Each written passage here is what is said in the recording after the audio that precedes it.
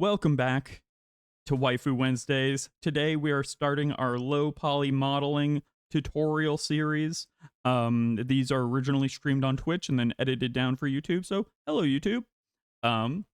We have made our character design last week, and now I'm going to teach you how to make a character from scratch in Blender once you've got the character design. So we're going to hop into Blender and we're going to pop into General.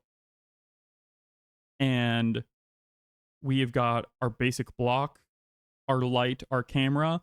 For this low poly modeling class, I'm going to basically, I am going to assume that you have watched the intro to Blender video, the stream, or the VOD that I've made, and assume that you understand the basics of most tools that I taught in that. So just the fundamentals of moving around in Blender, adding shapes, deleting shapes, and doing some light work in edit mode. And then I'll still be calling out the things that we're doing as we model, but I'm going to be spending less time covering the fundamental, movement and navigation and stuff like that. So I'm going to go ahead and we're going to start with a completely blank scene. So I'm going to go ahead and delete the base camera. I'm going to go ahead and delete the base cube, delete the base light, because I want to just start from total scratch here today.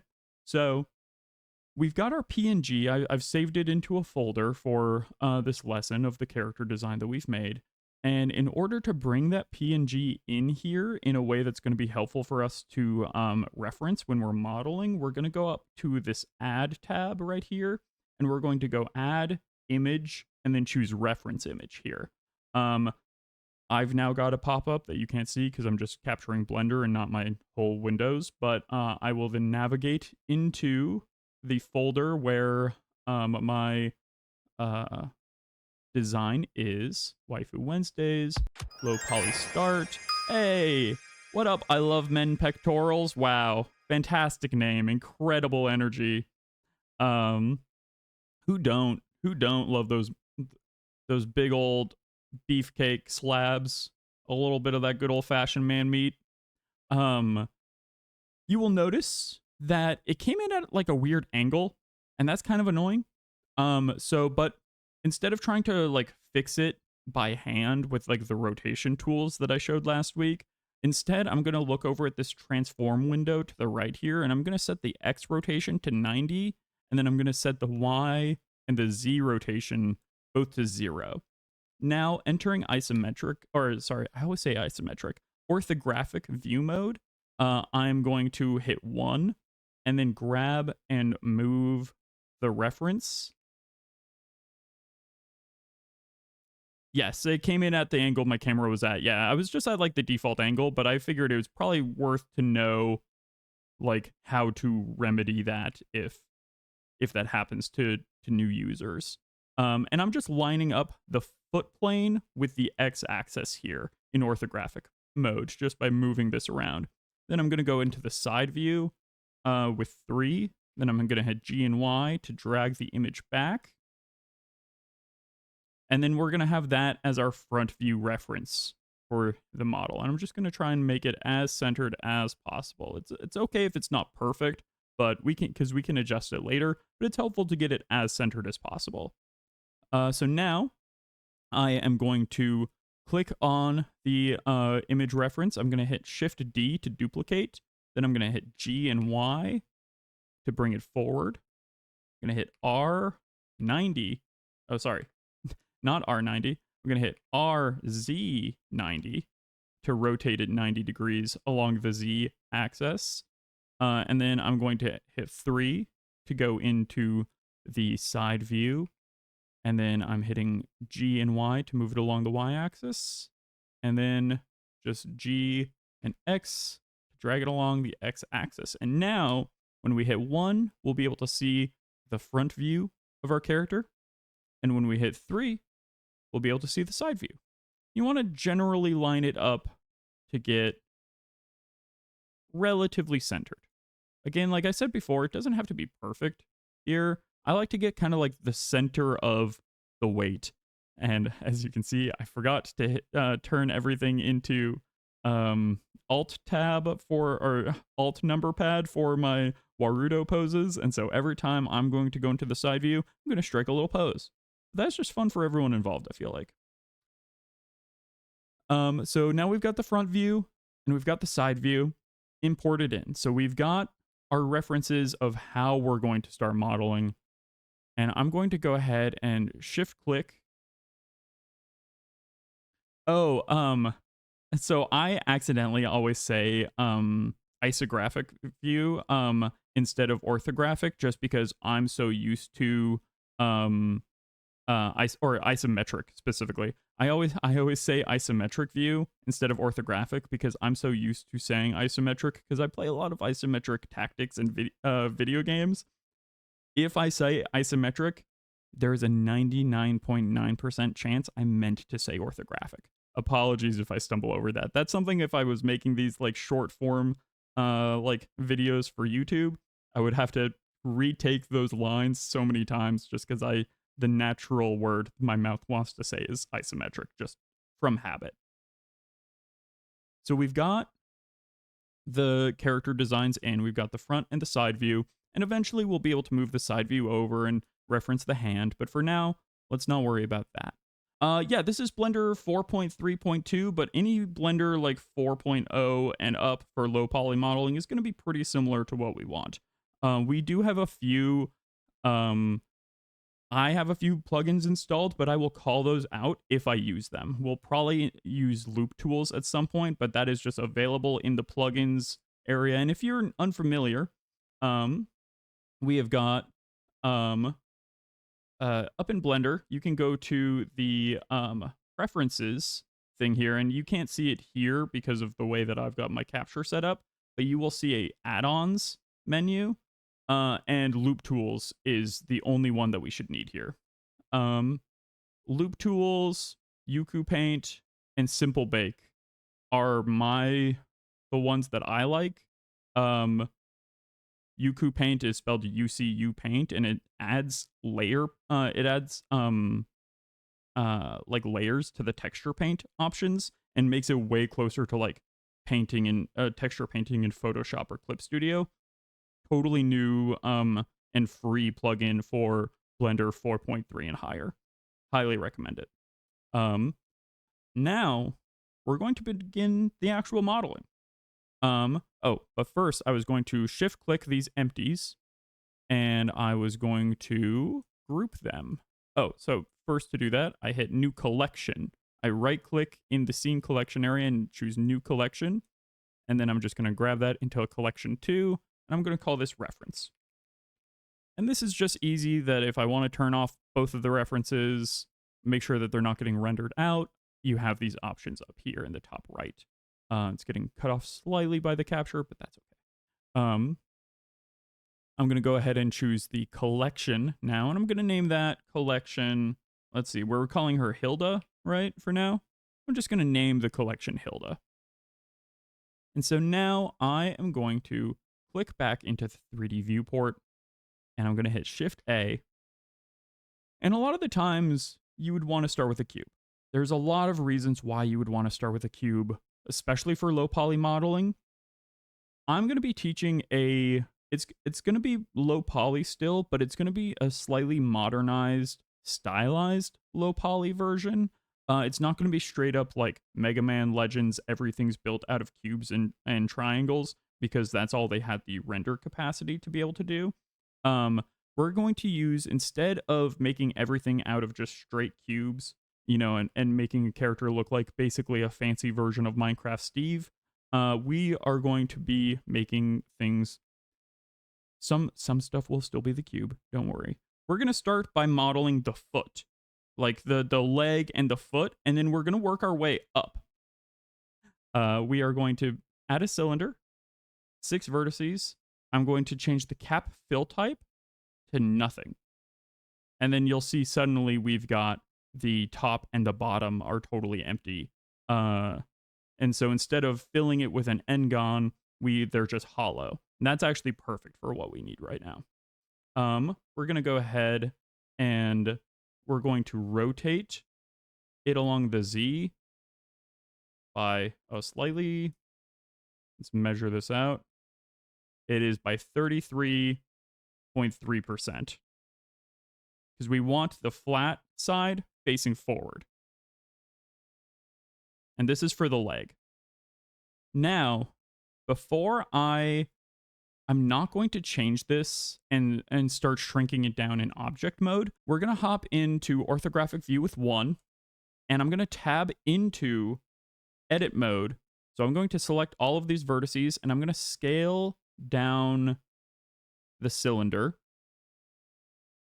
and bring it over to like line up with the leg. And I'm just scaling it and moving it along the X and Y axis to line this up with our leg.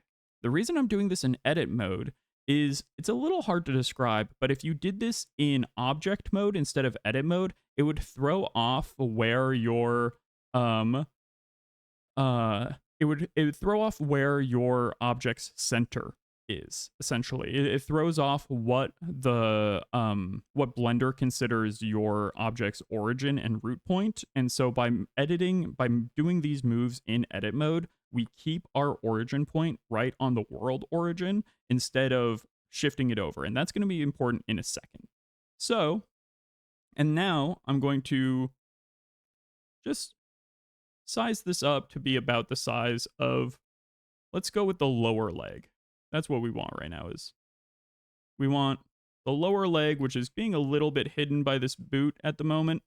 And now I'm going to tab 3, and this is what we're going to be doing for a lot of the low poly modeling, is swapping between front view and side view and making sure that the base building blocks are lining up for both. And that's why it's important to do them right side by side, is just like knowing that they're as close to each other as possible. So now we've generally got one leg. It might not seem like much, but wait. We're going to hop into Modifier tab, and we're going to choose Add Modifier over here to the right. The Modifier tab, by the way, is this little wrench right here. We're going to choose Add Modifier, and we're going to hit Generate. We're going to choose Mirror. And now you'll see,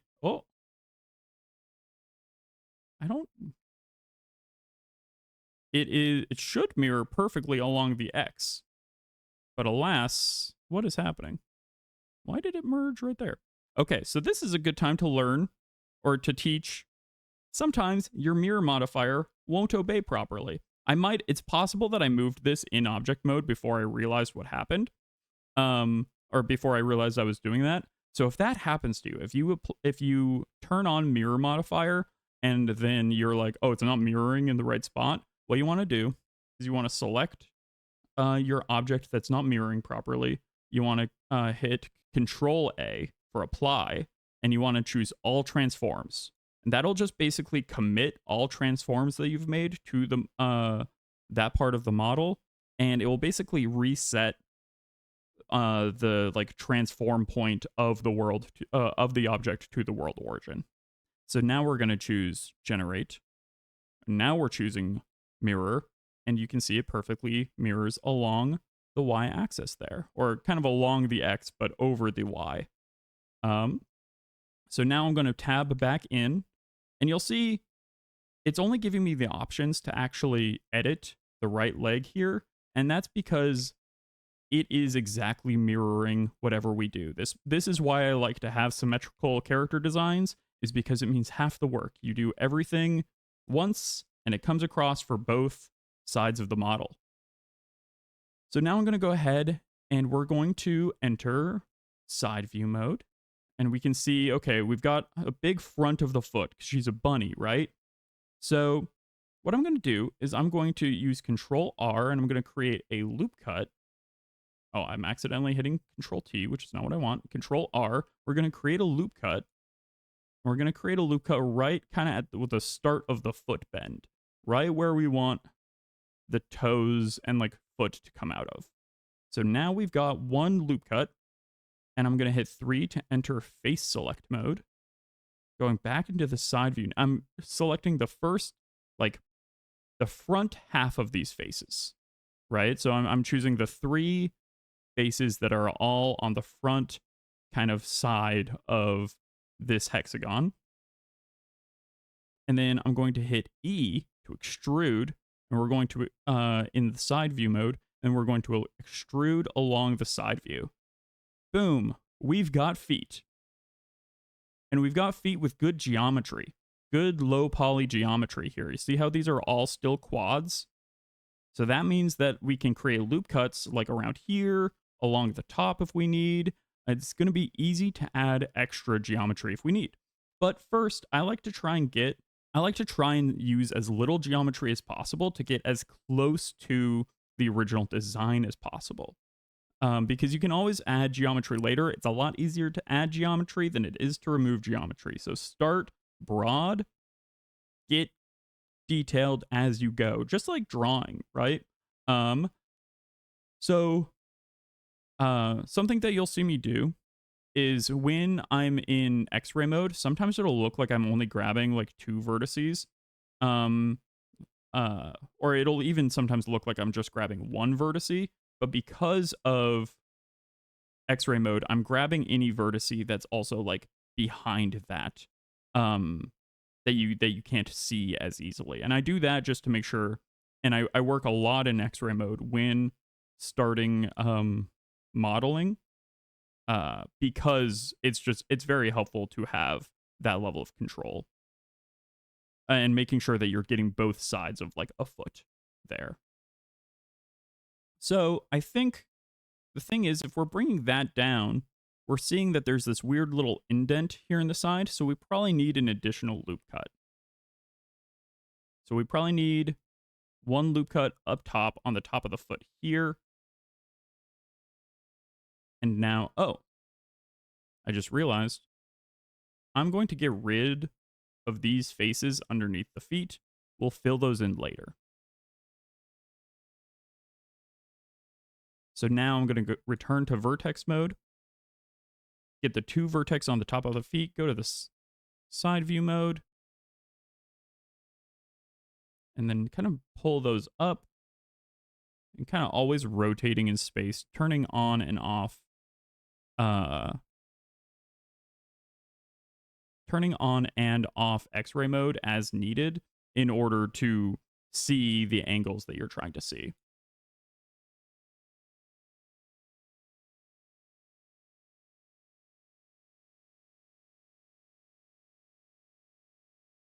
And then I'm going to line this front of the toe up with like the height here.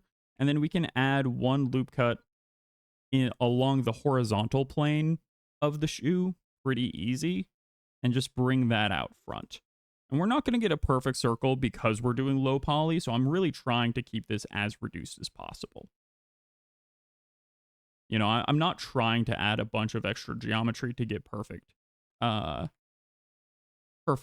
rounded shoe points, because part of the appeal here is for it to be chunky. And now you can see I was doing that all in side view, and like I like generally how it looks like, but it's a little narrow, and especially when we compare it with the front view, it's very narrow. So here I'll grab, using X-ray mode, having that turned on, I'll grab all the vertices of the bottom 2 rings, and then I'll go through and choose these front view vertices, just hitting shift select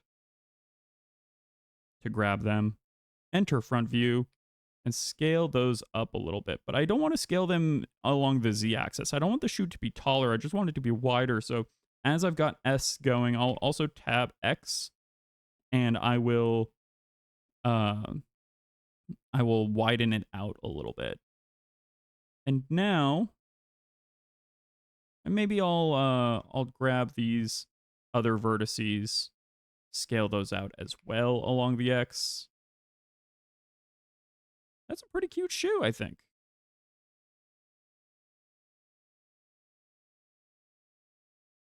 Yeah. I'm already enjoying that general look. So now we'll see as we look back in on the side view.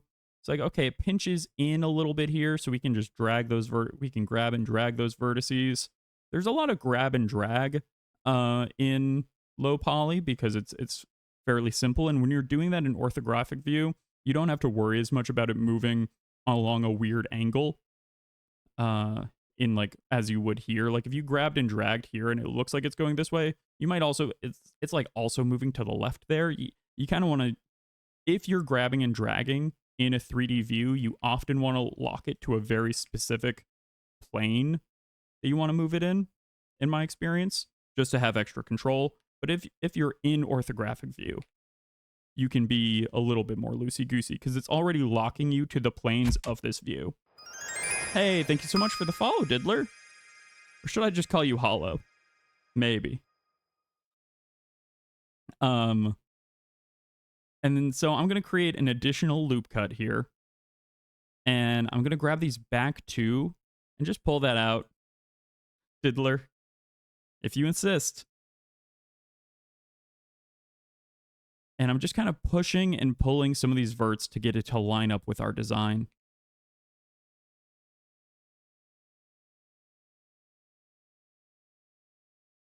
And now we've got these nice little chunky boots.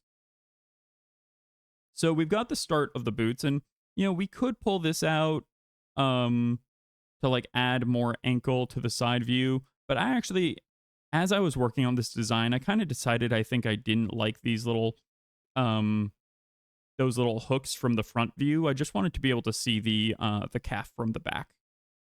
So, you know, when you're at this stage, you can always kind of make executive decisions on your designs, especially if it's your own design. And I'm just going to line this up with kind of where the top of the boot is coming. And now, using Alt-click, we're going to select this entire ring of vertices. We're going to enter front view with 1. We're going to hit E to extrude and then S to scale it out. So what we did there is we extruded a whole set of points off of that 1 point. Just like I taught extruding when we were making the door frame with the intro to blenders. It's just like, instead of extruding a single face, we're now extruding this whole ring of vertices. So, and then by hitting S, we scaled the vertices out just so that they only went outwards from there. They didn't go up. They didn't go like, or anything. By staying in this front view, we prevented them from, we just kind of like locked them to expanding outwards from their origin point. Now, we're going to do the exact same thing again, except we're going to hit E to extrude, and then we're going to hit G to grab, and then Z to bring it up along the Z axis. So, E to extrude, and you'll see it already begins to happen if you just move it around, and then you can hit Z to lock it up along the Z axis. And then we'll just start grabbing these verts, pushing and pulling to get them to line up with our design. So I'm just grabbing these top verts, bringing them up so that they match up with the top of the boot, and boom, we got chunky boots, all based off of a single cylinder with just a little bit of extraction. A little bit of extraction and then a little bit of loop cutting for like defining the form. Now, there's a couple things we could do. We could exit this, make a new cylinder for the upper leg, and then make a box for like the hips and everything. And we might do some of that, right? We might make a new box for the hips for low poly modeling, because you don't need everything to be a singular object when you're rigging a VTuber model like this. That stuff has come a long way. You used to need to have everything be a singular mesh in order to export the armature properly. That's not true anymore. And so you can have multiple meshes, aka different parts of a model, all attached to the same armature and all export and rig properly for VTubing purposes. That you've always been able to do that. I mean, not always, but you've been able to do that for a long time for like animation purposes, but VTubing, it took a little while for that to catch up. But I think to keep things simple, because we already have good geometry for it, let's grab this loop of vertices again with an alt click. We'll extrude again, but this time we're going to scale it down. So we'll hit E, then S to scale, and then bring it in right here. And now we've got kind of like the lip of the boot, and we can hit E and then Z again and bring up the leg. And now we've got basically the whole leg done. So from here, we've got a few choices, right? We could fill this. Oh, I actually realized we've forgotten to fill the shoe. So the way that we can fill this shoe is by selecting these front 3 toes. And this is why we did it as a hexagon, is because you get this really nice fill right here where, hey, that's just a nice little square polygon or a square fill right there, or quad fill, I guess, not square technically. It's a trapezoid, I think is what that is. And then we've got 2 rectangles and another trapezoid. And so we've just got a nice clean quad fill at the bottom of our foot. And that just is going to help when we're like rigging the character and stuff. That stuff will just deform a little bit nicer. And we can even out some of these vertices. An easy way to do that is by selecting these vertices. And this is where the loop tools plugin can help. You can select these vertices, though actually it might not be a good choice here. We'll see. And you can right click, go loop tools, which if you've enabled the plugin in the Blender's add-ons menu, you can go loop tools, relax, and then see the reason it's not a good choice here is because it's going to soften in and bring in these little side vertices and like the bottom of the foot. That is more, the relax tool is more for horizontal loop cuts like this. If we wanted to even this out, have it really smooth out, sometimes it's not great for low poly, but it's great for higher poly when your vertices are kind of like getting a little unwieldy or they're uneven. You can do loop tools, relax, and it just evens and smooths things out just a touch. And actually, honestly, I like how that looks. It does round it out in a pleasant way while keeping it low poly. So we could do one more right there too. That's a little too much maybe. Let's just grab these 2 on the edge and shrink them in just a tad and maybe bring them down. Keep it smooth. We can do the same thing here, the front, just to give it a little bit of a rounded quality. There, I think that looks nice.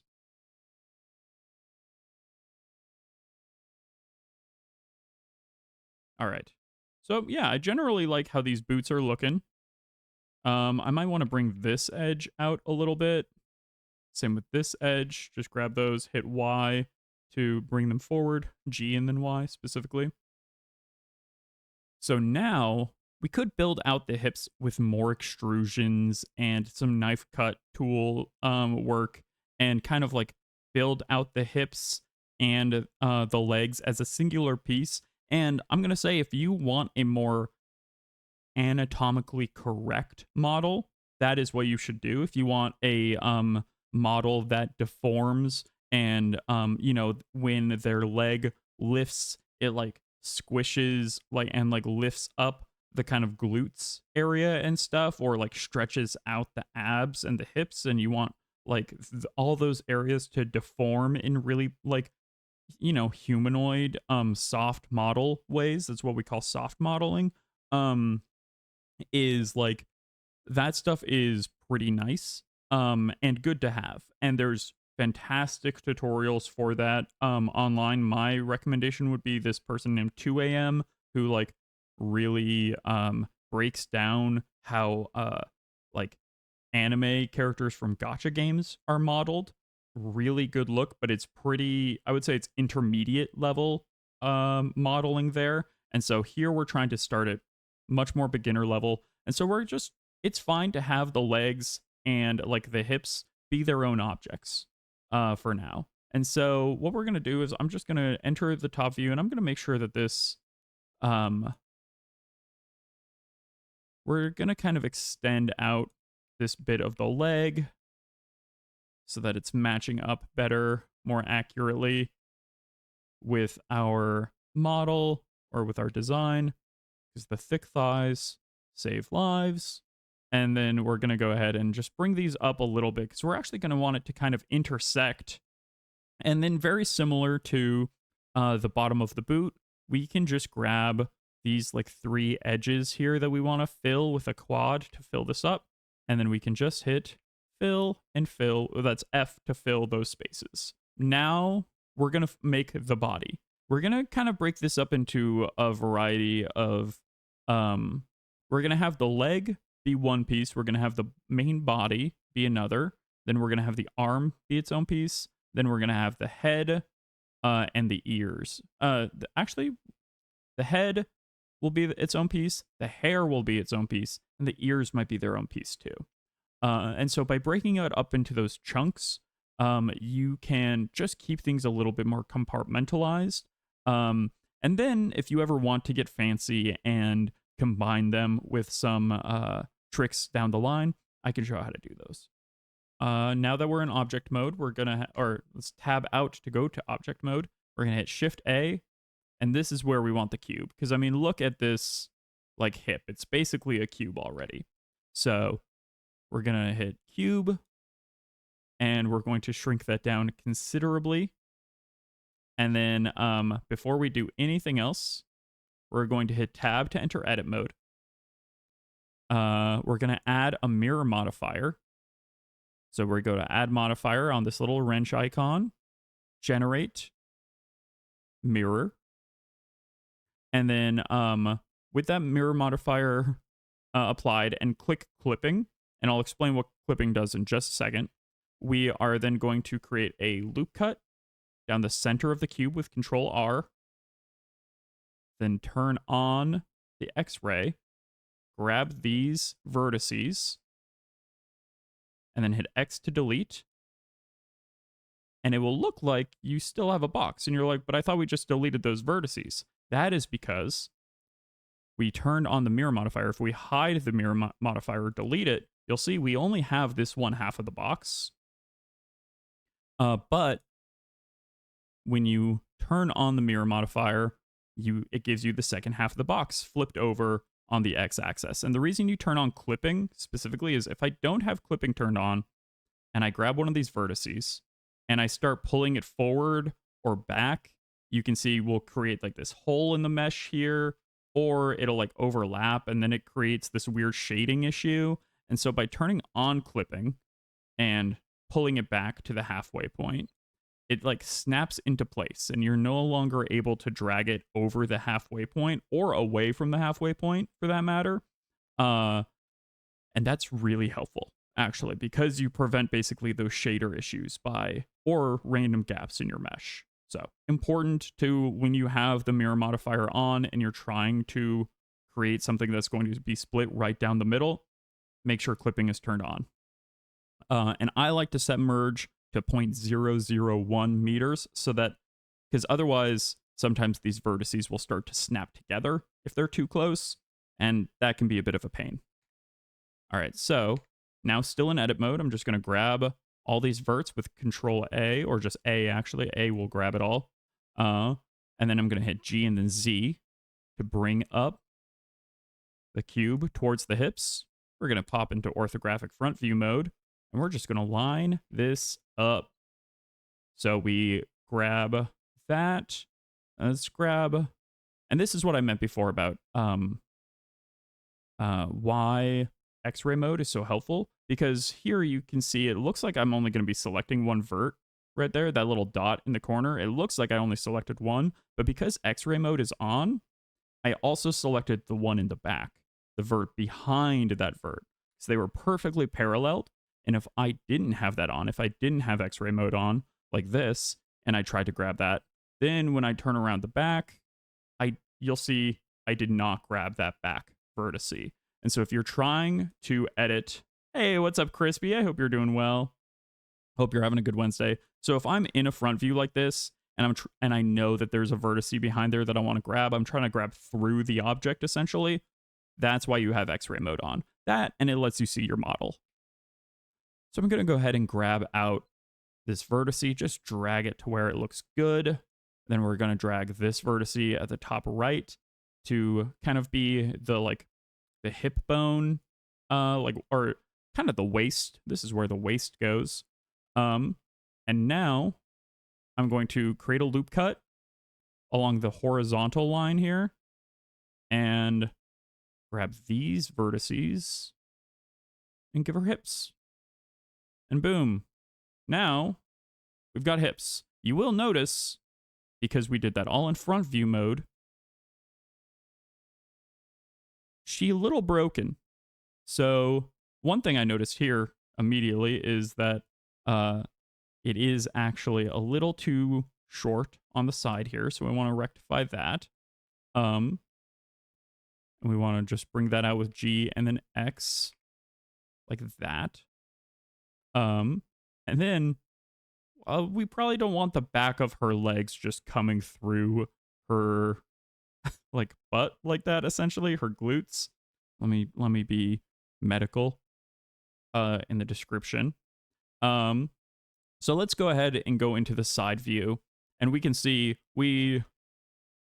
chat wanted this character short and stout. Right now, we got the short part, but we gotta in thicken. And so we're just gonna grab the vertices that we already have before adding any more loop cuts or extruding anything. We're just gonna try and make sure everything lines up as close as it can to our original model, and we're already pretty close.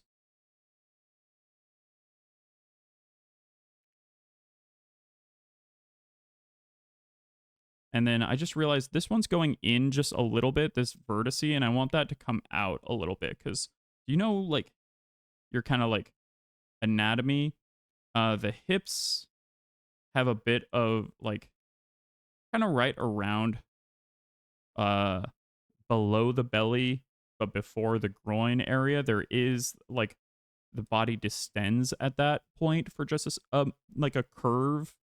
If I was better at, I only know drawing anatomy, I don't actually know the medical names of a lot of the muscles and such, so I can't tell you exactly what that muscle is called, but it's true for a lot of body types. And so we've already got, turn that off. This is a pretty decent kind of skirt situation.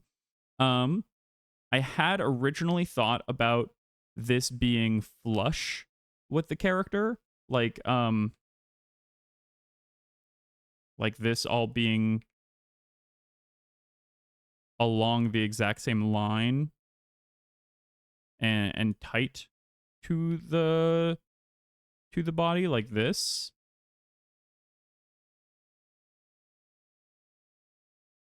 Let's just see what that looks like real quick. Let me see if I prefer that.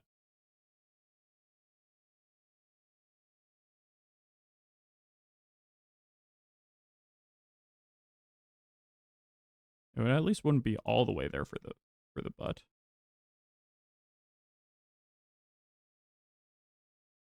And I actually, so as I'm looking at this, I'm like, I actually think I like the boxier version that we were kind of angling up to, because it would look something like this. And this doesn't look bad, actually.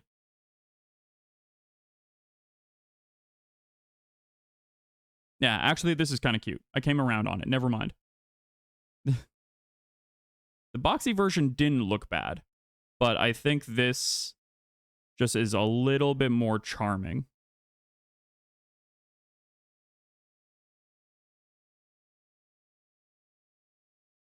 So I'm just moving around some of these vertices now to kind of like even out some of the spacing. And the reason that you do that is just so that once it's moving, and once it's shaded, the lighting catches it in a slightly more even way.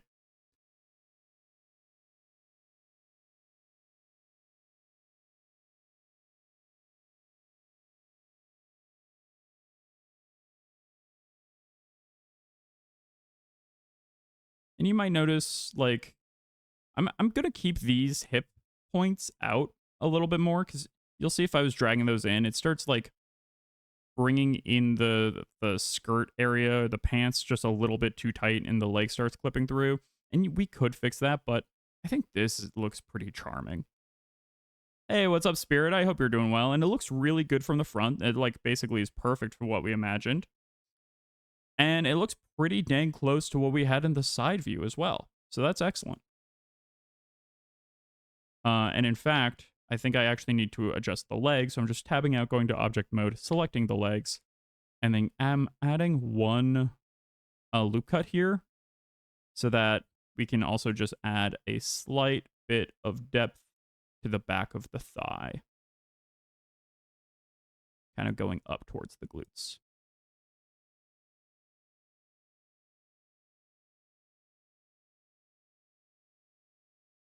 And it is helpful at this point to know a little bit of anatomy. You don't need it as much in low poly modeling, but if you've done any level of anatomy studies, I find it to be helpful because you know kind of like what muscles, like if you know broad anatomy, you can know what muscles are going to be accentuated in simplified forms. It's certainly not a requirement, but I have found there's been times where I've been trying to make my characters look a little bit better, and usually the thing has been making it look slightly more anatomical, even in a stylized way. So now I'm going to just scale up the hips a little bit because we made the thighs a little bit bigger. I think we need the kind of skirt pants area a little bigger as well. All right, that looks good. It's a little bit bigger than our design was, but hey, chat wanted short and chunky, short and stout. Okay. There's another little touch that we could add. I think this will be fun to show. So I'm going to go ahead. I'm going to name the cylinder here. I'm going to name that shoes up in the top right corner. I'm going to change the cube that is the hips, and I'm going to name that, we're going to call that body. I'm going to hide I'm going to hide shoes because I need to look at the under bit of this body. And I'm going to press 3 to enter face mode. Select these 3 faces and then hit I to inset.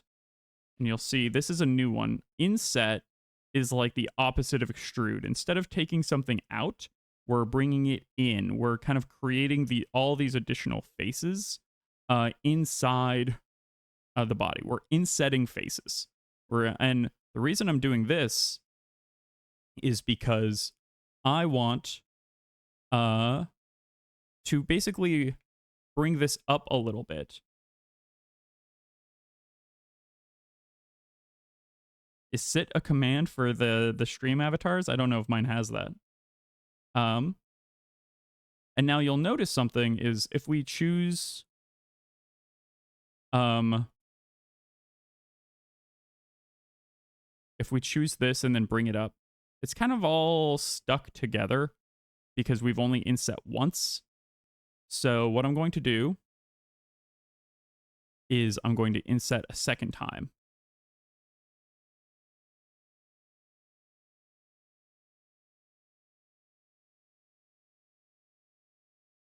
And now, if I bring this up, we get this kind of fun, like, section of the legs where it's like, oh, these are like shorts and they're going up, or it's like a slight skirt, you know, and we create this depth that will catch the lighting really nicely. It's a simple way to, just by insetting twice, to create these little like leg holes. However, you'll see, what if we want it to be even? We want the hole to be one big hole, like a skirt, instead of more like shorts. We can do that by using the knife tool. And we're going to cut a point from here, from this kind of like diagonal corner that the inset made. And we're going to bring it over to the center of the model, and we're just going to hit enter. Just that one little cut. And then we're going to select the edge that we have, like the old edge, and we're going to hit X, and then we're going to say dissolve edges.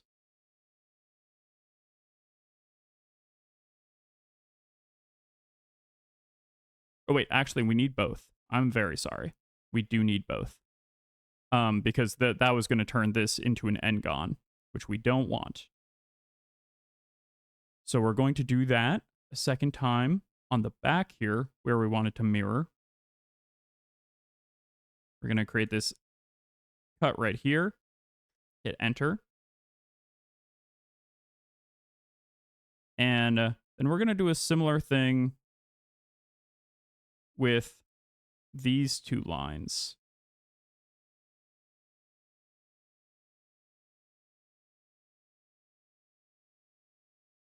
This like kind of interior corner.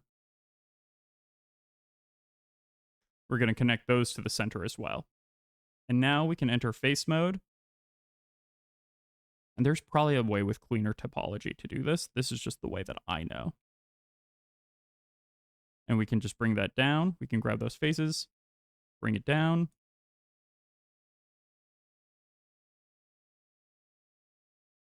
Bring these in just to create the nice sharp edge.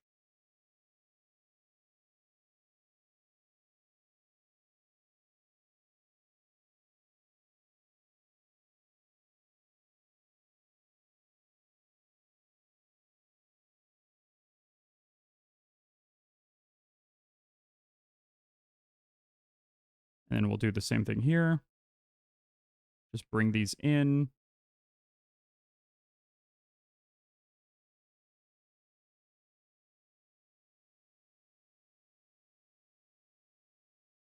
And now what we're going to do is now we can clean up the topology. So what I'm going to do is I'm going to choose this vertice right here, this like extra one that we've got at the top, and this one on the edge that we created with the knife tool. I'm going to hit M, which is merge, and I'm going to merge at last. And then we're going to do that a couple times. We're going to merge these in. We're going to select these three vertices, and we're just going to choose merge at last. And we're just kind of getting rid of some of this extra topology that we just created with the insets to just keep it all quads. Like I said, there's probably an easier way to do that, but for like a skirt loop like this, this is a pretty easy way. And you could keep that geometry since no one's going to really look under the skirt, but if we're trying to do, I mean, they shouldn't, but you know, the internet. And now we've got it all quads again. But it's just, that's a nice way to keep it low poly, because you don't need extra like geometry in an area that no one's going to see. You want to try and keep those areas as low poly as possible. And you want, the only areas where you want to deliberately go higher poly for a lot of this stuff when we're modeling low poly characters is probably the around the face and towards the hands. Any place that there's going to be a lot of attention to articulation and expressivity in movement, having extra geometry there is going to be great. We'll probably add some also to the elbows and the knees, but we'll do that towards the end. Okay, so I'm going to go ahead and turn the shoes back on. And now, it's a pretty good, it's looking good. And then just like, we've got this kind of like skirt situation that I think like looks pretty charming. It's like skirt pants. And so now we're going to just continue building out the body. So we're going to choose these top three faces, face mode with 3 for select.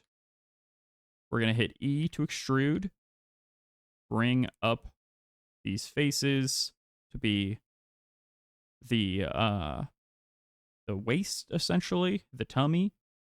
And now we've got that, which looks pretty good, but actually we don't want that to be solid. skirt pants scants. Absolutely. With the new fashion craze sweeping the nation, scants. What's up, Tune? Hope you're doing well. We actually don't really need this to be full, is the thing. And in fact, it'd probably be better for us at this point for this to be hollow. So I'm just gonna select these 3 faces. We're gonna hit delete faces, and now it is hollow. Just like us. What? No, we're all wonderful. And I'm gonna select these 3. How many faces do we have right now? Let me count that out. So we've got 1, 2, 3, 4, 5. So just to keep it consistent with like our other legs down here, I'm gonna go ahead and add an additional. I'm gonna add a loop cut.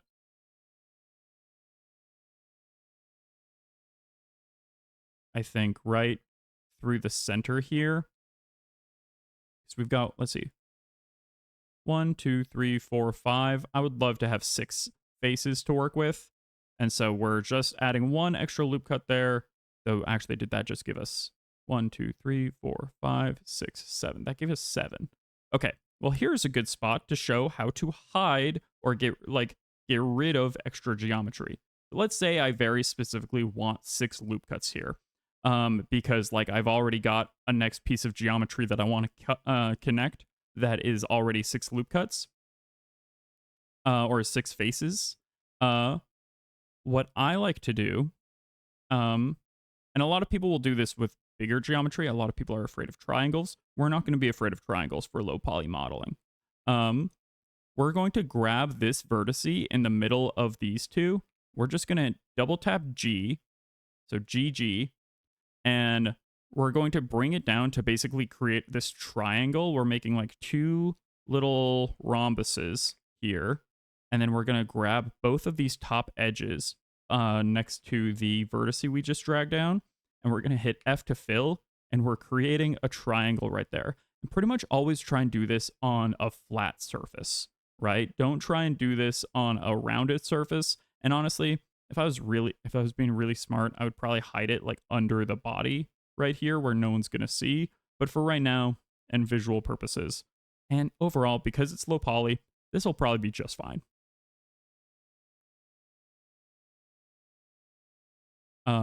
And so now we've got the center of the body with 6 faces or 6 edges.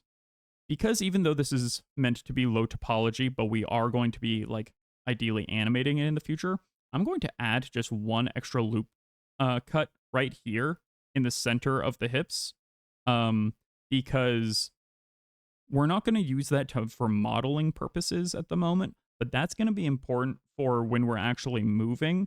It'll just give like a little bit more geometry to the hips to animate properly. So for the same reason, I'm probably going to add an extra loop cut horizontally right there.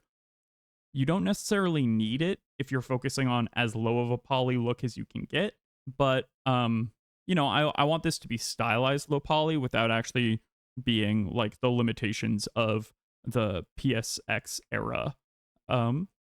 Okay, so now we're going to continue into modeling. Now that I've kind of like explained the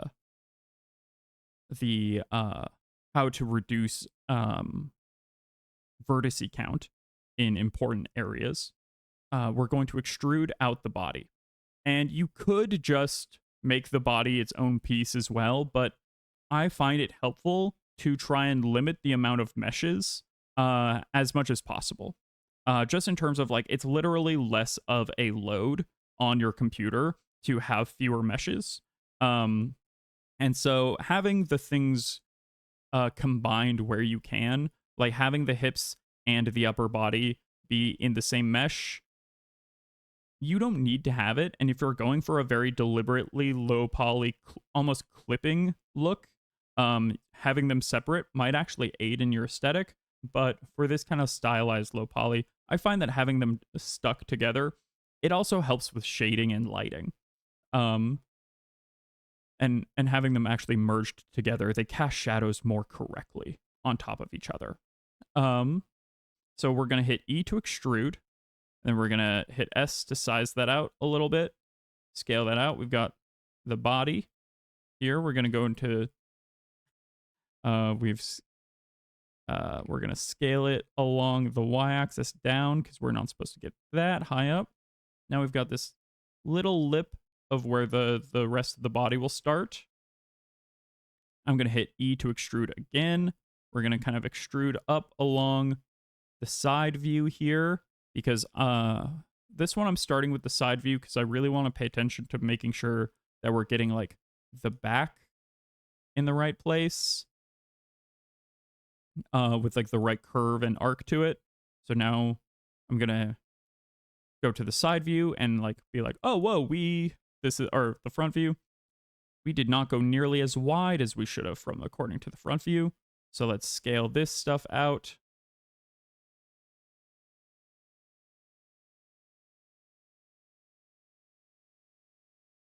I'm just grabbing the vertices, pushing and pulling along the X and Y axis to get the general look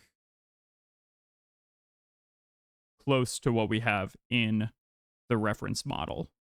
And you can actually see as we've got the see-through version, you can see, in fact, we've gone a little thicker in the body than the original design. But hey, that's what chat wanted. Chat asked for short and stout, and I give chat what they want.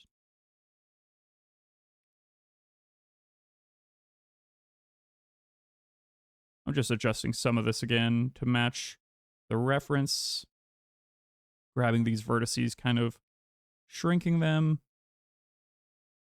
Sometimes as you're blocking things out, I find it helpful to kind of try and get it as close to the reference as possible while still making sure it looks good from every angle, which is why I'm just kind of looking around occasionally and making some minor adjustments. Like right here, I want this to be slightly more rounded.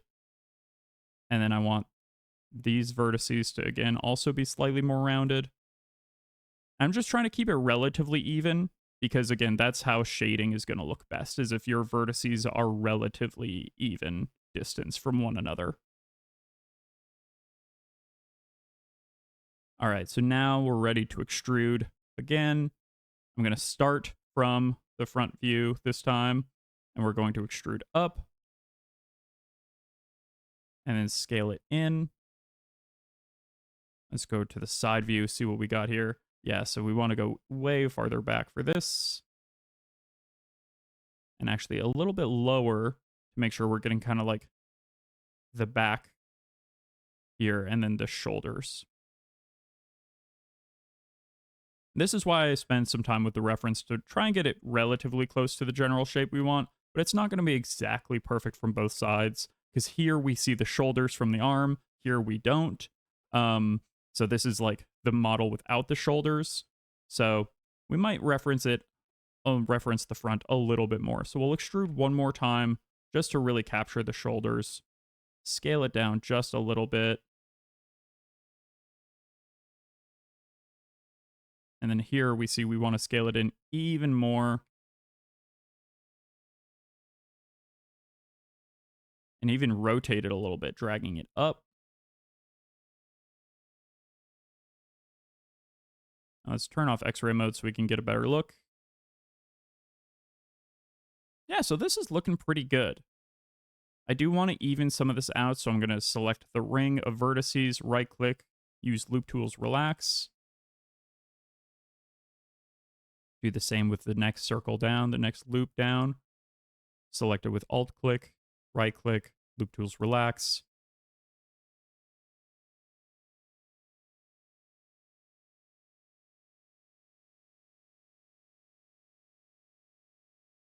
And then just make some manual adjustments by hand.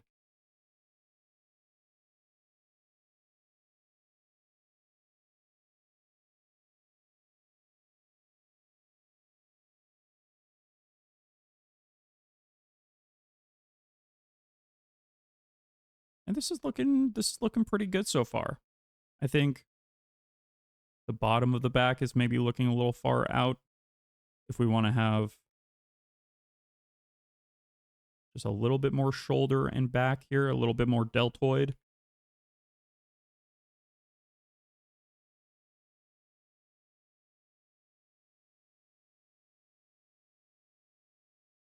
Bring out these kind of like shoulder vertices just a little bit to add some extra roundedness to the back.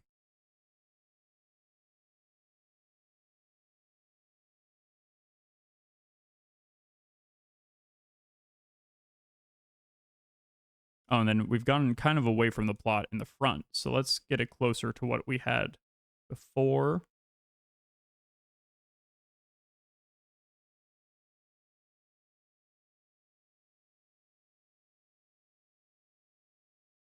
And we've got a pretty good start on our hands here, I think. And if you wanted more, definition around the chest, you can certainly do that. You can add extra verts here and like if you want to do the Tifa Lockhart thing, you can. Now's about the stage where you would add a little extra personality.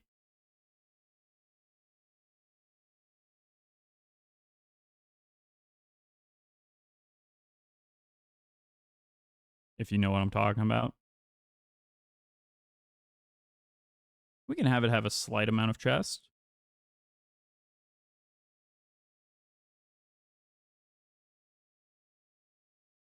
Doesn't have to be much, just to add a little bit of shape.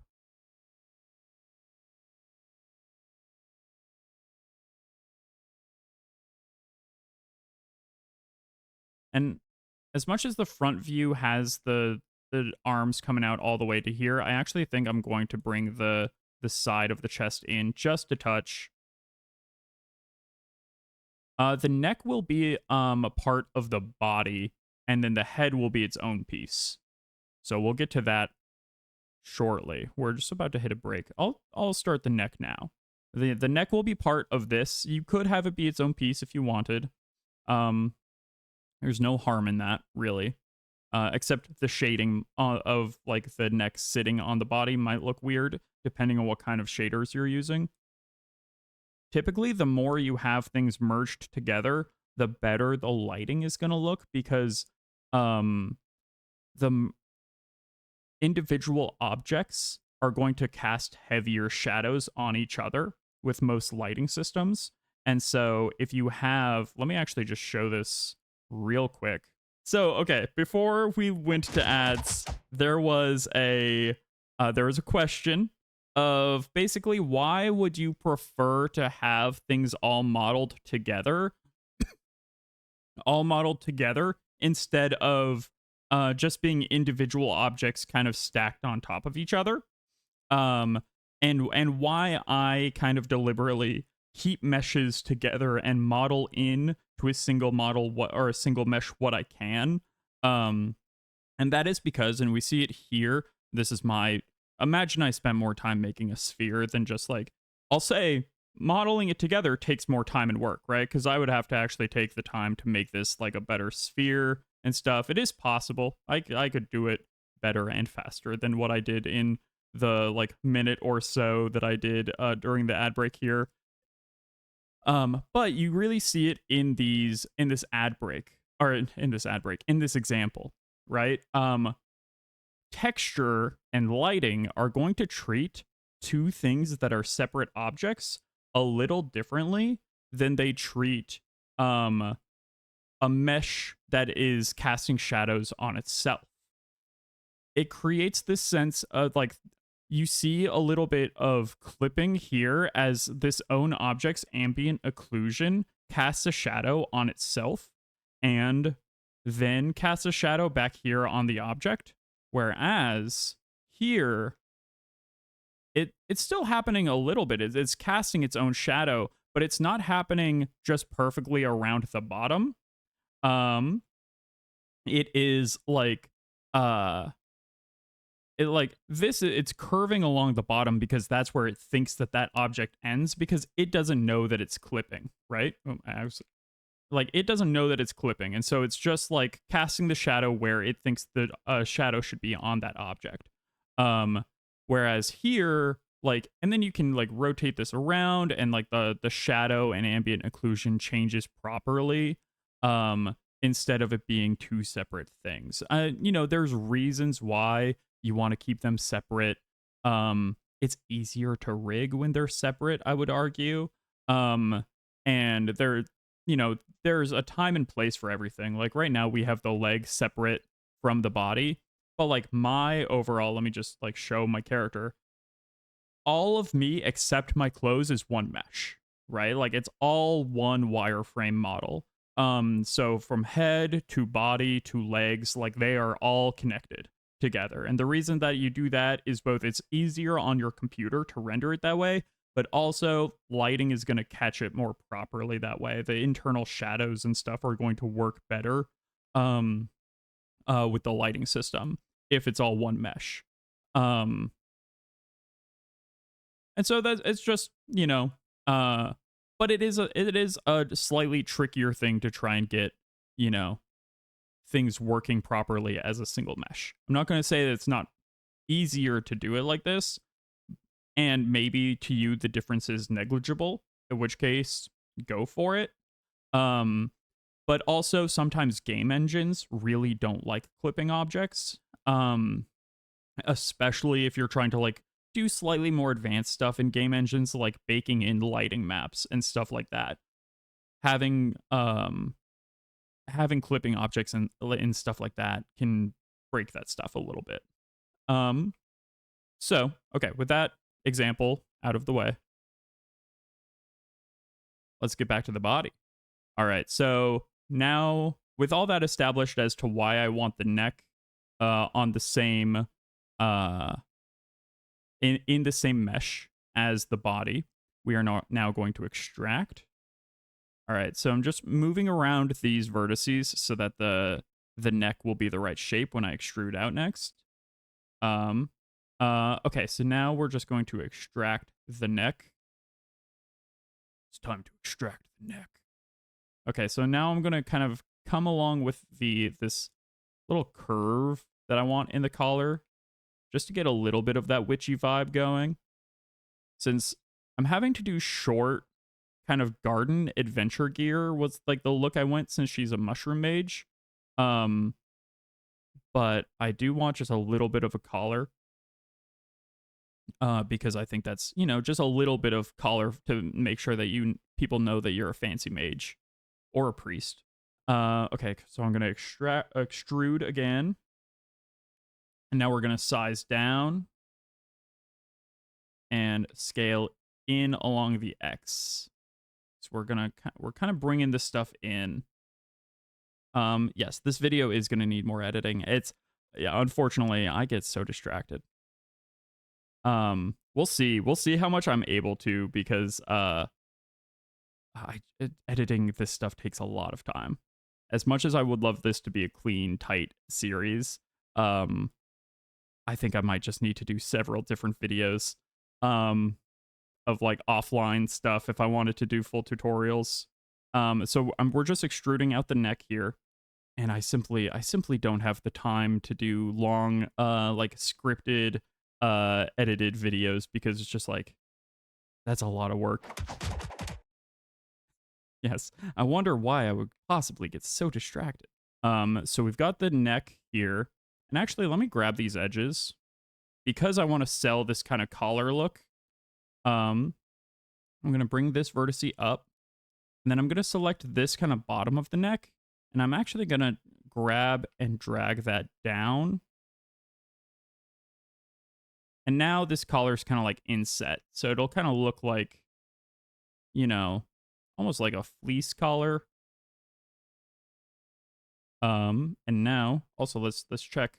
Oh yes, this is why I'm like, oh, and then always remember to check the side views, because when you don't and you get distracted from somebody, chat, you end up with a very flat neck on your side, and that's not what you want. And so I will then scale this up along. See, this is why I disabled the sounds for the last lesson stream, because y'all can't be trusted. And we're just scaling this up and rotating it to line it up. And actually, even more than that, I'm going to just scale it just along the Y. Bring it in right here. It's fine. No, it's why I have them there. I want these to also still be fun, interactive streams. So we're lining up the neck. We've thickened out the neck. We've done some neck exercises at the gym.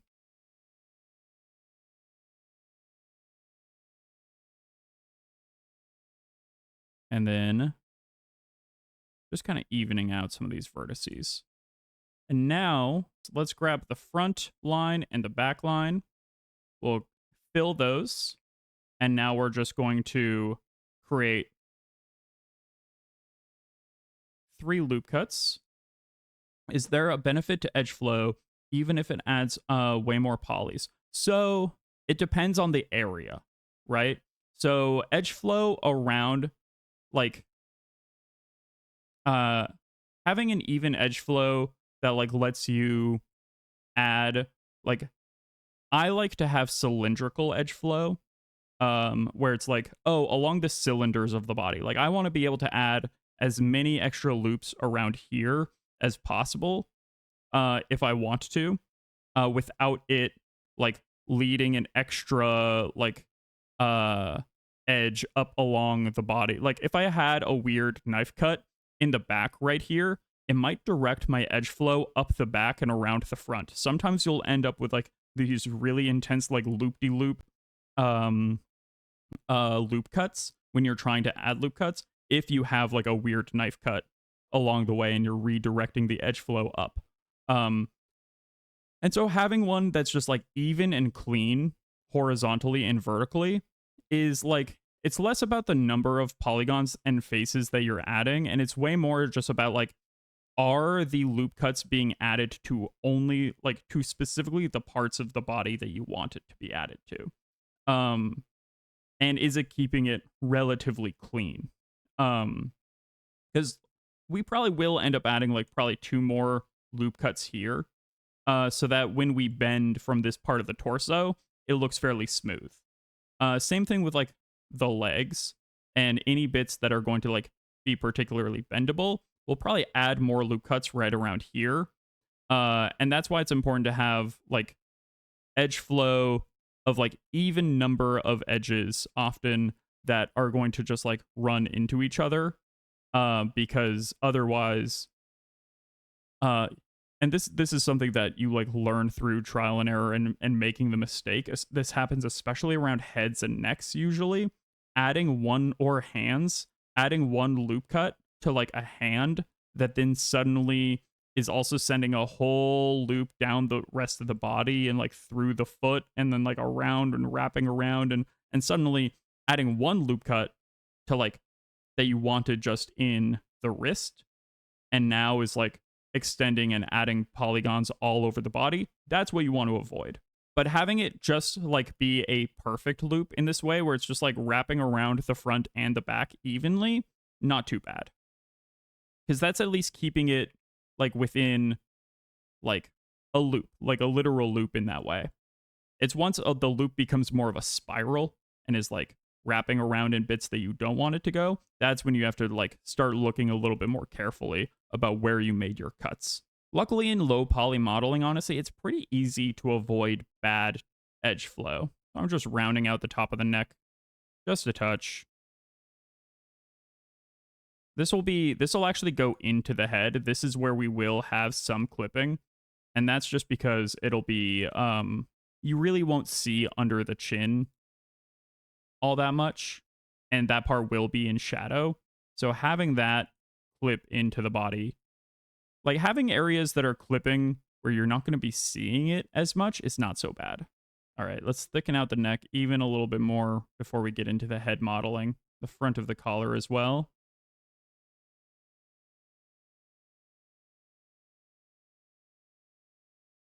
All right, so that is a pretty good version of the body. We've got the hips there, like the midsection and the torso.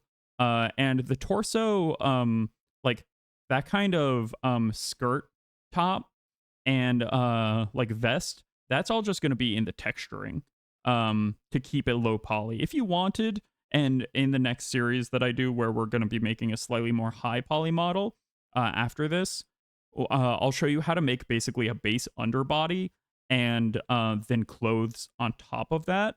But for low poly purposes, it's usually better just to model the clothes directly into the model. But that's not the case with like when you're using kind of a higher topology workflow. So I'm going to reset my 3D cursor to the world view with oops, sorry, not that. Shift S, cursor to world origin. We're going to create a cube. Shift A, and this is oh, there is one other plugin that is pretty handy to have. If you go to preferences, and then there is another option called extra mesh objects. Let me type that again in chat. So that's another really handy plugin to enable, because if you hit Shift A, you'll see we have down here is in this list is where you see the extra mesh objects. You can add only a single vertice if you want. That's not available by default. You can also add a round cube or a torus object. And round cube is what we want.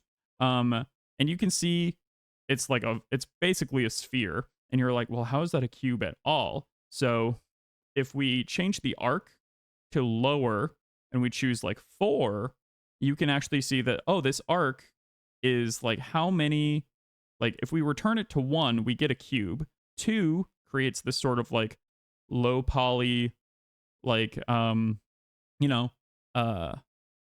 it's all just like basically subdividing the cube. And so I like to do 4 for this. I'll also show you how to do that with the default cube. So let's go ahead and delete that. Shift A, add cube. And then we're going to go to modifier, add modifier, generate subdivision surface here in the right. And we're going to change that to levels. Specifically, we're going to do levels 2. And then we're going to hit apply. So now we have subdivided a cube twice. We are now going to enter tab mode to go into edit. Grab the front view so we can see it. Make sure X-ray is turned on. We're going to select the cube or the vertices on the left side of the cube. And we're going to hit delete vertices. Just like we did with the cube before. Now we're going to go to the modifier tab. We're going to hit generate, mirror. And now we've got the other half back. And we're going to make sure we turn on clipping just like I showed before.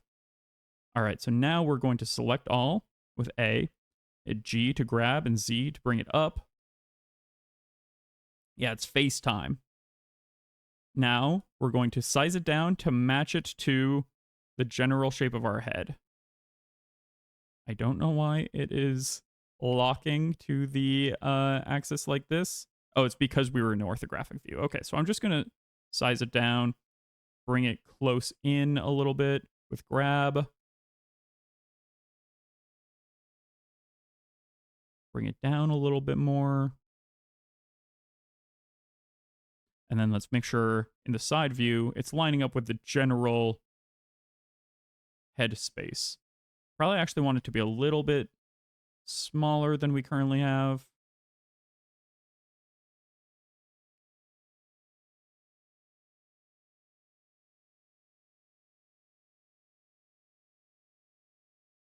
Yeah, so we're gonna try and make this very like anime face shape, right? Which is not my default go-to, but that's kind of what we're doing with this study and this lesson. So now I really want, because we've got the general like height and size of the face shape lined up, let's go into the side view. And we can see that there are already some discrepancies between the like height of the head in both views. But I'm going to go ahead and grab these vertices right here. And I'm going to bring these out and down towards the chin. And actually, I'm going to turn on proportional editing with O, like we did during the Blender Basics. I'm going to scroll down so that my wheel is a little bit more selective. And I'm just going to bring out the jaw right now. Like with these 2 points, we've already created a jaw for the character. And now I'm going to grab this front point. We're going to use that to be the nose. And we're going to kind of even out this vertice. We're going to bring down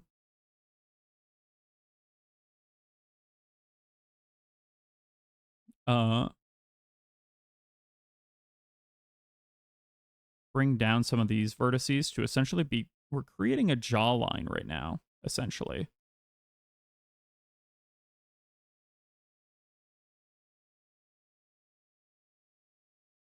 And we can toggle in and out of X-ray mode in material view to make sure we're seeing the reference underneath. We can see we have the back of the head is way too big right now. So using proportional editing and a bigger selection brush, we can start to bring some of that up. Bring this down. And we're just going to try and line up some of these vertices basically along with the nose and the eyebrow line. We're just kind of dragging the points along, pushing and pulling as we need to make it match our reference. And again, swapping between front and side view. Now you can see like, oh, the side of the skull is actually wider than like the front. So we need to narrow this in a little bit. And same with the jaw. So maybe I actually turn off X-ray mode for just a second.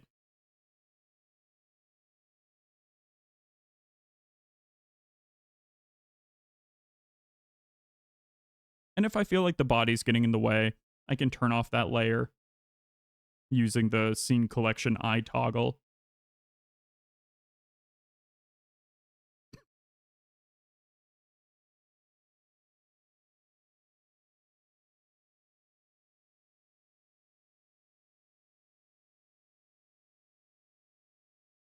And we can see we've already got the start of a nose here.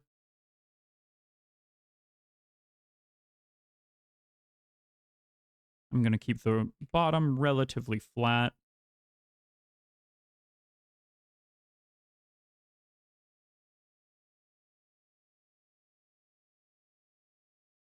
And then let's bring in the sides just a little bit. I'm grabbing those vertices and then I'm dragging them along the x-axis.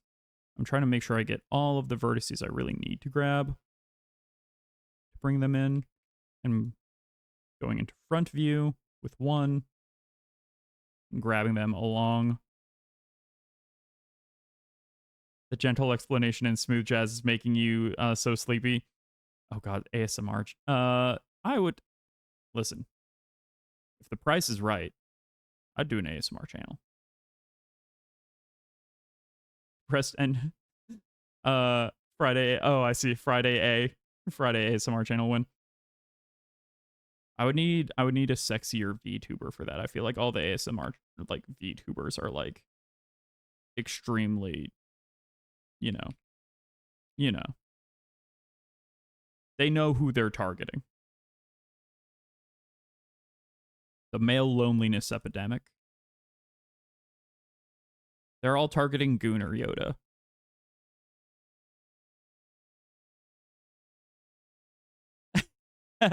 Thank you. My model is, I appreciate that. I am just, so I mean, the jiggle physics are probably coming. I think around, like, you know, gay pride, like LGBTQ, like pride month and stuff. I will make a gender swap Friday for fun.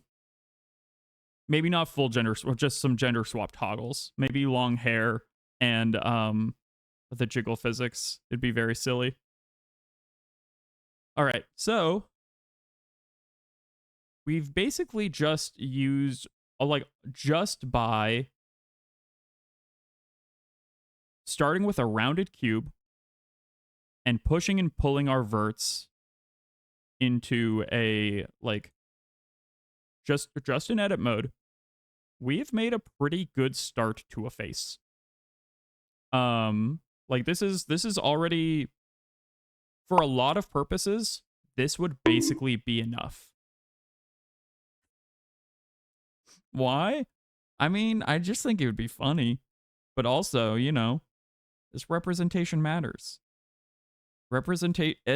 And what I mean by that is, I am representing the Bugs Bunnies of the world who are will cross dress for to basically befuddle and scam an older man, an older hunter. To get money. I mean, I don't actually think anybody's, it would just be a channel points redeem. It wouldn't even be for money. That's a cause you can support. Amazing. Yeah, he's Elmer Befuddle.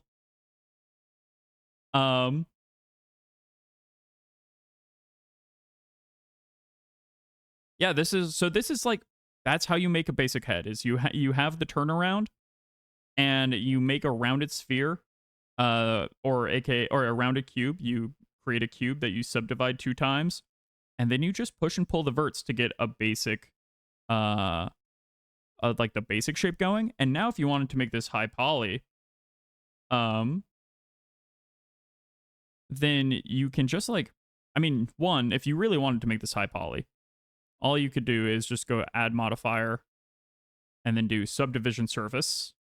And then suddenly, and what a subdivision surface is it's splitting all of your edges in 2. It's basically duplicating the number of edges and vertices you have. Here you can see that these two lines get another in the middle there. These 2 lines get another in the middle. These 2 edges get another.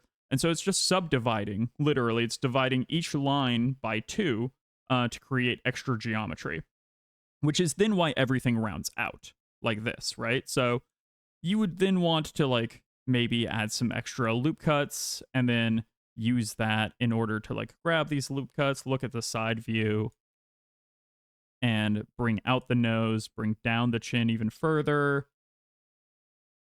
I'm not going to get too far into that because we're sticking with low poly. So in this case, for low poly purposes, yes, the eyes will be painted on in texture.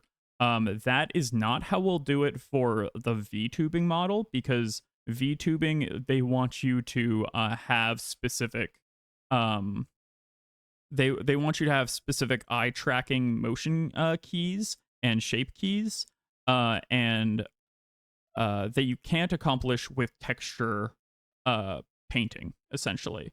But for low poly game design purposes, and this is all the way to straight up the Pokemon games use this technique.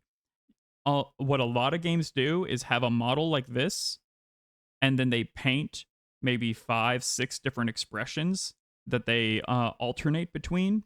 Anywhere up to 12 or even 24 expressions that they just paint all of those versions of. And then they have a technique that allows you to basically swap the texture on the face to animate it according to whatever expression you want to be showing in that moment. So the for a lot of Pokemon stuff, I think up until fairly recently, a lot of the Pokemon stuff was all texture paint, texture work, and same with mouths. And this is still how it works in Animal Crossing. Is all of those Animal Crossing expressions are just different textures that they are toggling between. Yes, that's also what they did in Mega Man Legends. A lot of studios do this style to like really keep polygon count down. Um, I will go into at the end, I'll show an alternate version of how to make mouths and eyes. If you want to bring this into VTubing tech. Because the problem with doing it the texture method of having it all painted and textured on is those toggles can't be brought into VTubing software. At least not currently, and to my understanding. There might be a way. People make their own codes for like shader engines and stuff, so people could probably get really creative with it, but it is not like a natively supported thing to have multiple textures that then you're swapping between for your 3D VTuber. Unfortunately, I think it would be really cool, but the downside to this is a lot of this is really good for uh a lot of this is excellent for game dev stuff, but VTubing has a different set of rules of how the models work, and specifically for lip sync and for eye tracking. VTubing has its whole own set of rules. The gist of it here. Let me just duplicate this cube, and I'm just gonna or this head, and I'm just gonna show y'all real quick. So essentially, for an eye, you would actually start with this area basically gone in your mouth.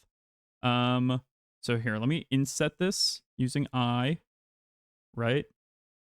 And then you would basically start with this bit hollowed. And then you would create the eye shape. And you'd probably want more geometry than we currently have. That's why they don't do this with low poly models very often, is because it's a little trickier to get a convincing eye shape with low poly models. But, let's say this looks pretty good. So you would just inset and then delete the eyes, or like those two faces that we had. Then you'd select this ring, and if you see me work on the Momo model, you know this trick with the mouth, which is you have this ring here, and then we're going to extrude inwards into the skull, and we're creating a literal eye socket. And so we're going to extrude a second time. And then we're going to extrude a third time.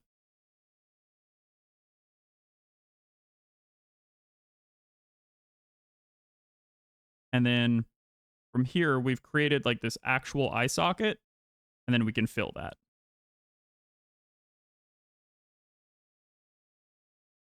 And so now, this is how anime eyes work in like gacha games.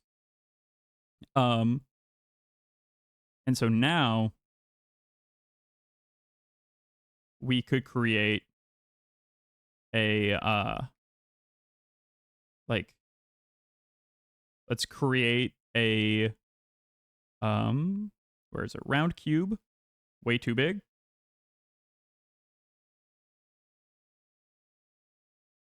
And oh wait, we actually want to do that in a separate mesh.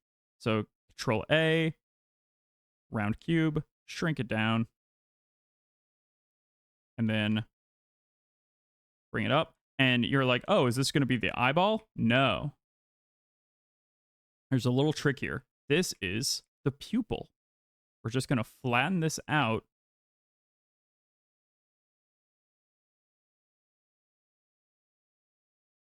And rotate it slightly.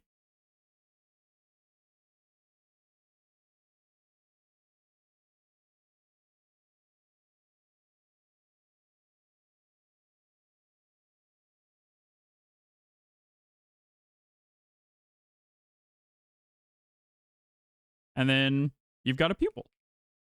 And so now the way that would have, and you would basically uh be able to control the pupil and have it look around by rotating it and like moving it. And you create these kind of predefined shape keys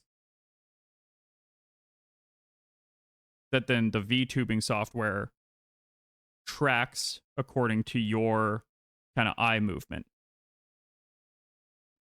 So you know what? And honestly, this looks pretty good. Let's just use this. I was going to teach you the texture method, and we still can, but I think this is teaching how to do low poly modeling for VTubing is something I can probably do. So here we go. Because this is looking pretty good.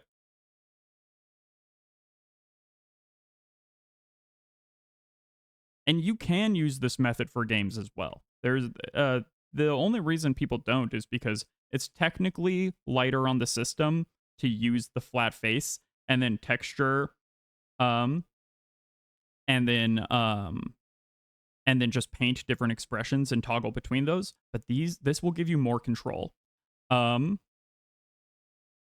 sclera is just hollow, or they fill it with a background. Yeah, so the they will turn this like these faces will become like pure white, or sometimes white with like a little bit of shadow painted above.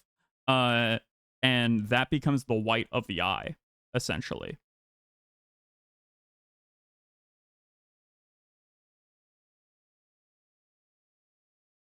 Yeah, absolutely. This is how I've learned to do eyes in the first place more than texturing. So let me teach the way I know, you know?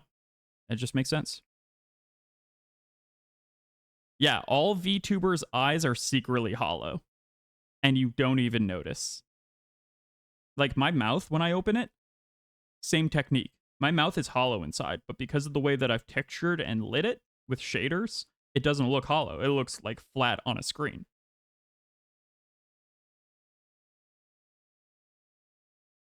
And so we'll do that to the mouth in just a second. So actually, to match the low poly aesthetic, I'm going to delete this rounded. Okay.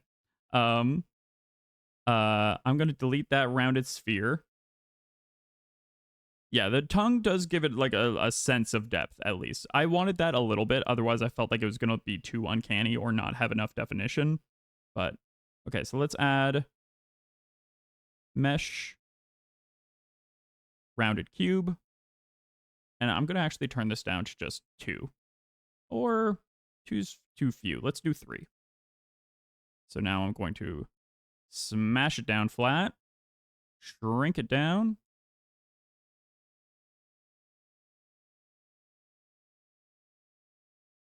Raise it up, shrink it down. Just kind of figuring out exactly where it should be. I think that looks pretty good. Hey, yeah, no worries at all, Karon. Have a wonderful evening with Drosser. Have some fun. All right, and then we'll enter.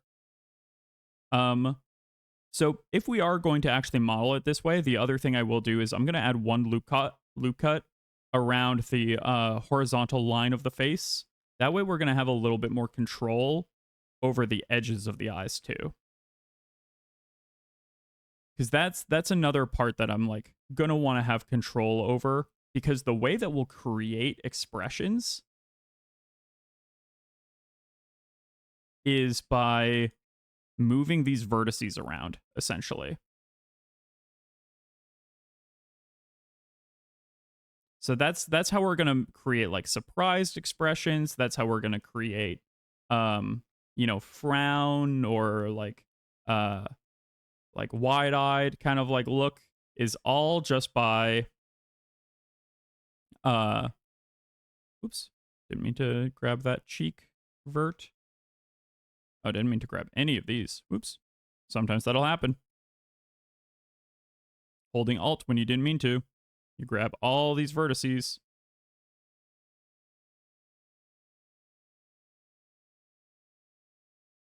Just grab this slightly back. So all I'm trying to do here is bring the eye whites a little farther back in the face. So now we'll have like this kind of nice, oops, what, what the heck? I just hit 1, 2, or 3 and it, oh, it's showing me the different references, the different collections. It's like toggling the visibility of the different collections. Sometimes you still run into things that you just have never seen before. All right, so now, yeah, we've got these nice little eye sockets. You know, I'd probably want to add an additional loop here, an additional loop here, but I'm actually going to do that after. Actually, no, I'm going to do that now.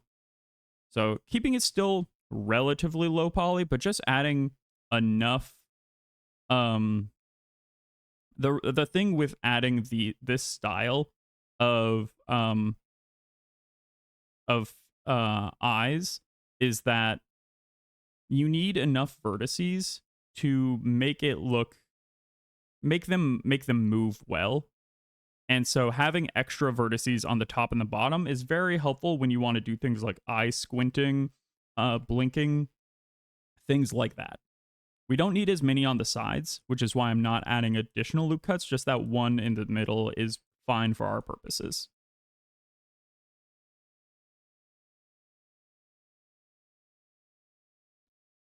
So let's look at her model. She's got pretty big eyes.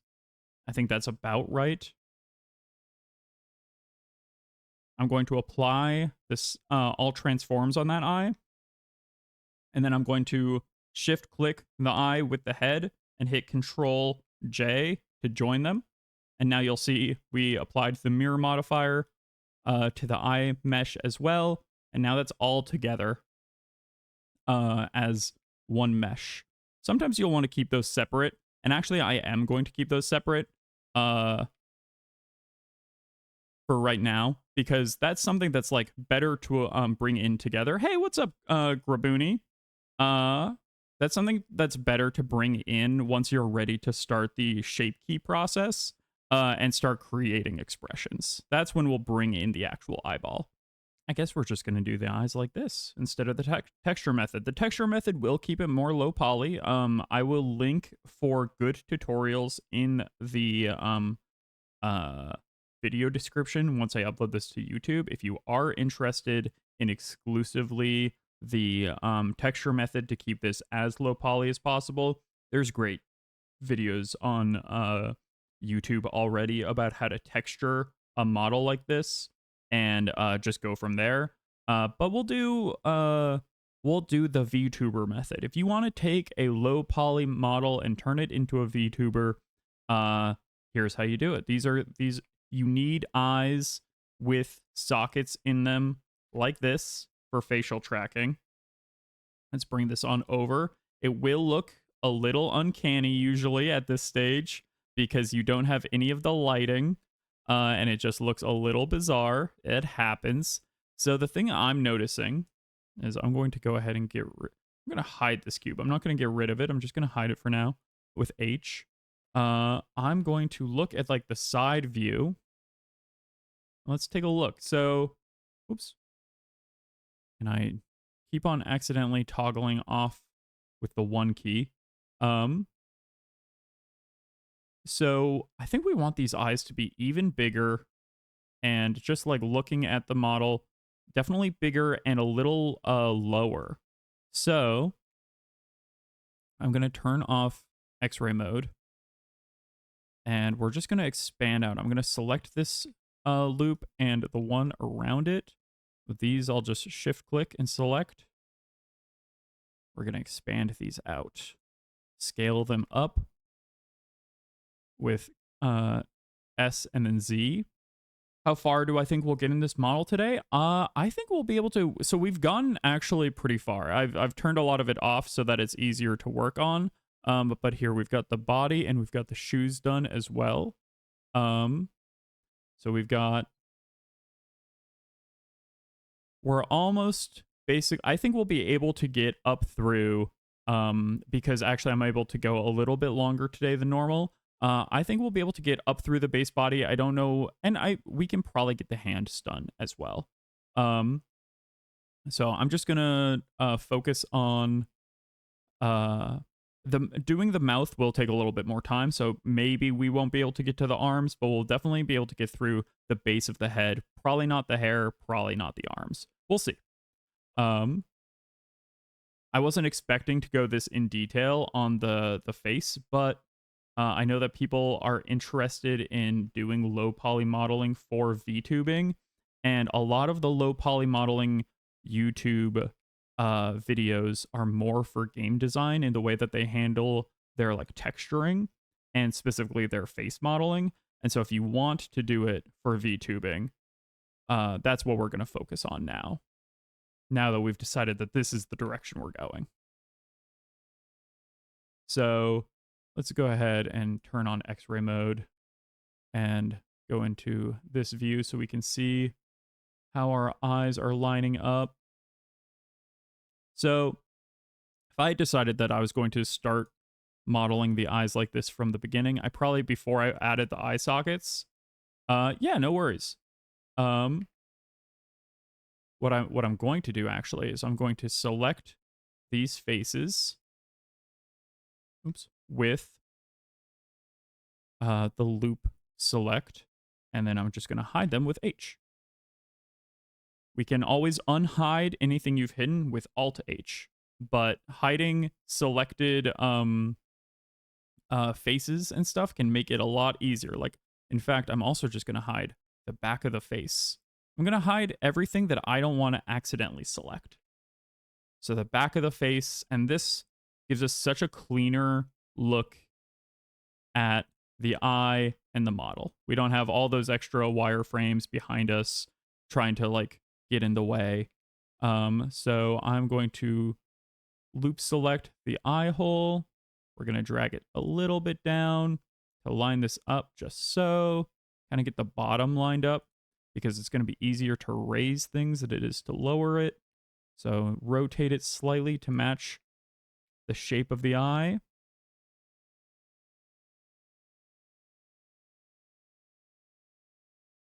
And just as a reminder, when you see me sliding these verts around and it's only sliding along the way that the vertices look before, and it's following a very specific line, that is me double tapping G as I grab the vertice to make sure that I'm doing a vert slide, which sounds like a Tony Hawk move, but is actually one of my favorite parts of modeling.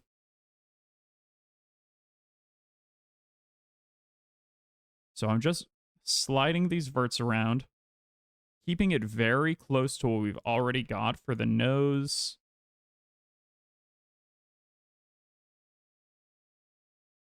And the side of the eye.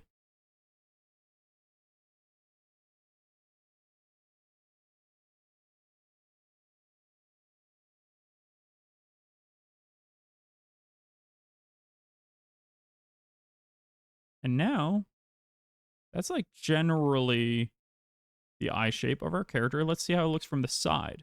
So from the side, it's set much farther back, and this nose is much higher. So let's go ahead and raise that nose just a little bit.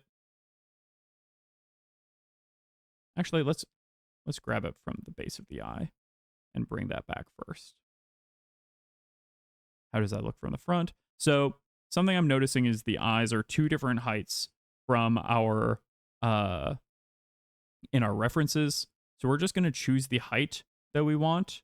And I like the lower, closer to the mouth height of the front view. I think that's very cute and charming. And then I'm just dragging the eye very slightly back in space to match slightly having the eyes a little further back in the skull, like we have in the side view. So sometimes, especially around this, if your front view and your side view don't match up perfectly, you're going to need to kind of like just make a personal call on what you want to favor, which view you think looks more appealing, and use that as your main guidepost.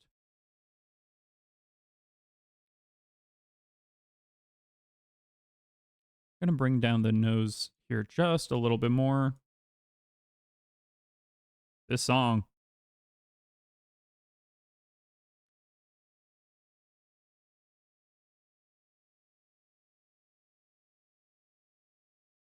And so now we're just...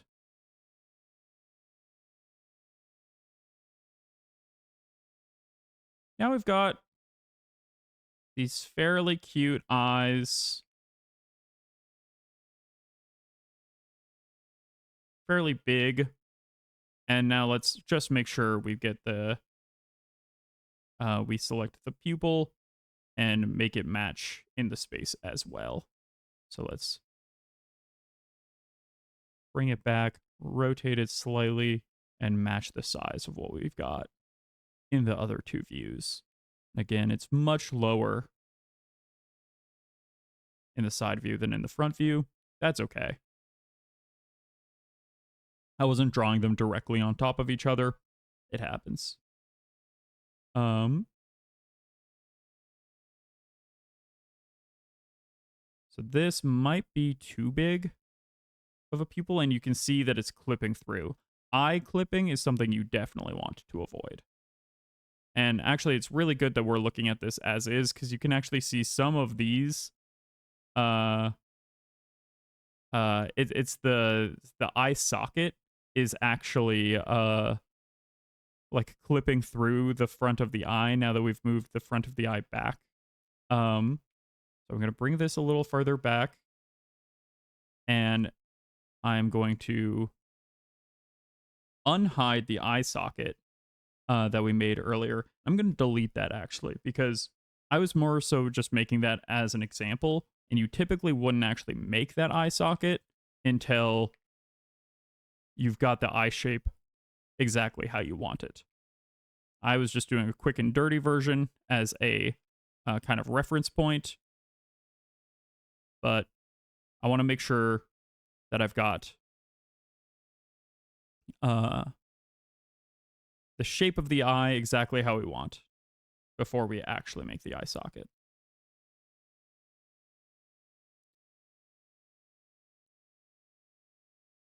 And the eye, I would argue, is the most important part of any model, so it's worth spending the extra time on.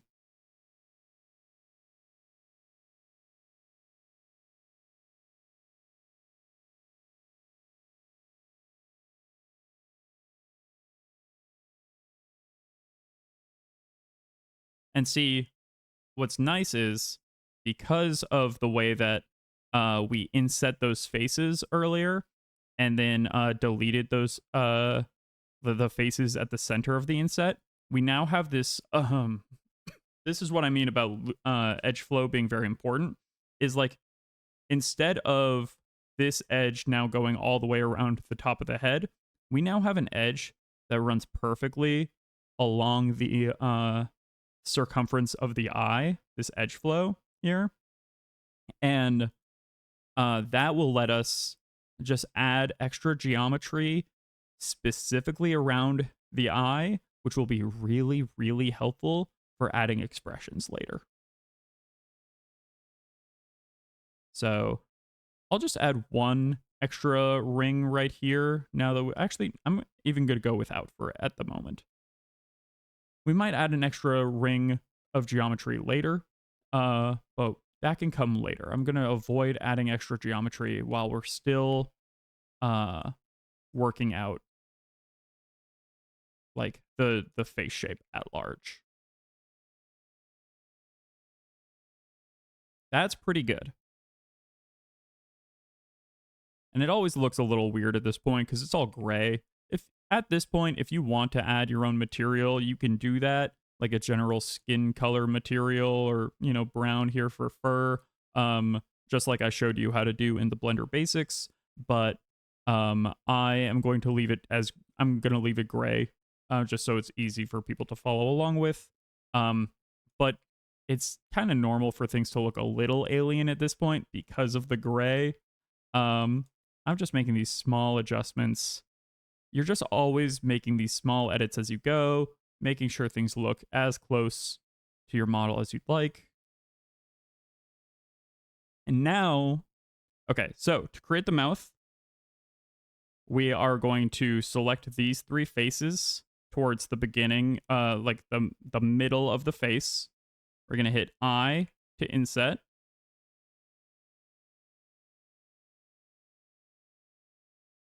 And then we're going to create a knife cut along these points, just like we did with, and actually, before I do that inset, I'm going to do the inset. I'm just going to shape it better. We're going to scale this down into more of a mouth shape.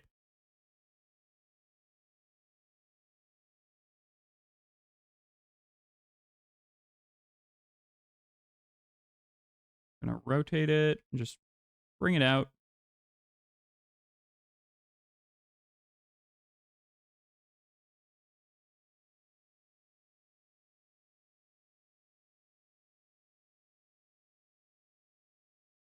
And now, just like we did with the skirt, we're going to create a knife cut here along the top, or along the bottom and along the top. We're going to select the first of those vertices and then the one in the middle, merge at last. Do the same with the bottom, select both vertices with the one in the center at last. And now we've got basically, we can turn this into a bit of a smile, like the outline of a smile. And it looks a little creepy. Basically get this whole of the inset set to be what you want, like a default mouth to look like. So we'll bring this in a little bit, close.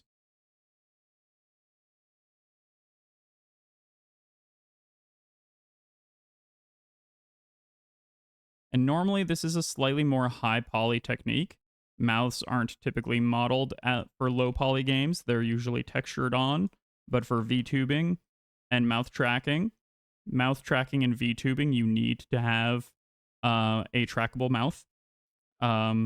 And the way you do that is with blend shapes. And to do blend shapes, you need a mouth kind of like this. So we're going to then select these faces that we've inset and modeled to be a little closer together. And now we're going to hit delete faces. And we've got what I would argue is a healthy smile, not a creepy smile like I definitely edited out of the VOD of me making when I made the smile bigger than her eyes. That was a mistake. If you're on YouTube, you did not see the terrible smile I attempted I accidentally made on the first go. So now we've got this general look, and it's pretty good, honestly. For like a low poly style, we can probably mostly use this level of mouth. I personally really like to have one extra vertice right in the middle of like the inner or the outer lip, because it allows you to add just a little bit of extra definition for smiles or for frowns. So I find one extra vertice right here in the center very, very helpful. Then you can round out this bit of the smile. And then we're going to get the mouth pretty close to closed. So grab, loop select the mouth, scale it along the Z axis to be closer to itself. And you want it like the lips almost touching, because you want to have your default position to be like a closed mouth position, or at least very close to closed. I keep on saying clothed. So now we've got this, and we see we're pretty close to like the mouth height in the side view, but let's try and get that a little bit more particular. So actually, let's bring the top of the mouth up from what we had before. We'll bring that edge up, and then this additional loop cut that we made is actually kind of perfect for creating this extra line of like this smile line. Then we'll bring up the bottom lip to match it closer at least to what we've got.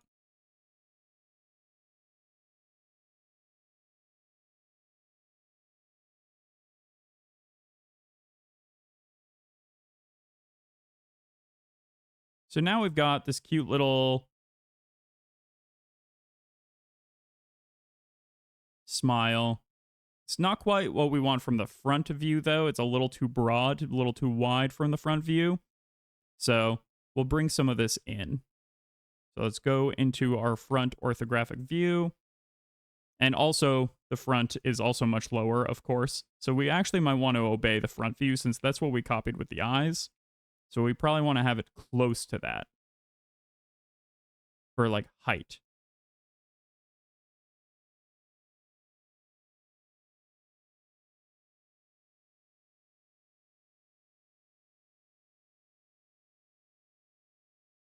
So I'm going to use these vertices that we've created for the mouth. Craft a general mouth shape. You know, and if you want these, if you want this area to like be shaded smoother, you'll need more vertices. But for a low poly style, I think we can get pretty close.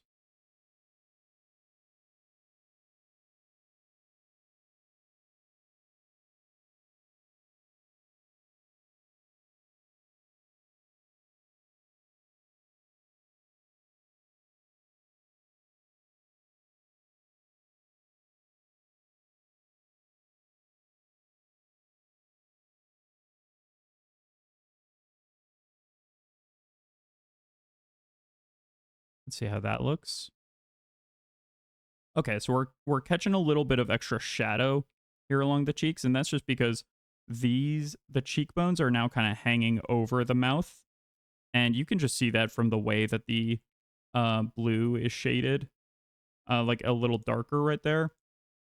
That just means that that'll be in shadow, so we just want to bring the mouth out a little bit more and maybe push the cheeks back along the y-axis. So you keep it open about the width of the line weight. That's what I do. A lot of modelers will have it completely closed. I like having it very slightly open because it makes the next step a lot easier. And I will show you what that is in just a moment.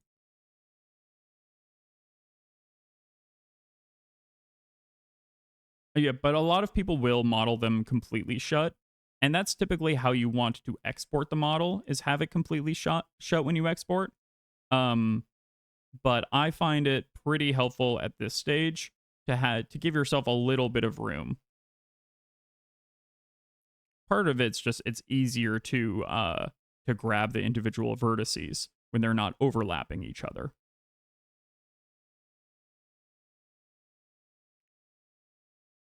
Okay, so now that we've got so now that we've got like the general mouth shape worked out, we're going to do the same thing that we did back with the eyes, and we're going to create a mouth socket. So just like we had the eye socket, the mouth socket has basically, it's the same thing. We're going to extrude back along the y-axis, and then we're going to scale it up along, or right as we extrude, we're going to try and like scale this up. I think because this is a weirder shape of a mouth than I've ever made before, it's some of that scaling isn't working exactly right. We're just going to open up the mouth a little bit so that we're basically creating a pocket inside of the face that the mouth is going to live. There we go. And now I'll select that and we'll extrude again. Scale up again.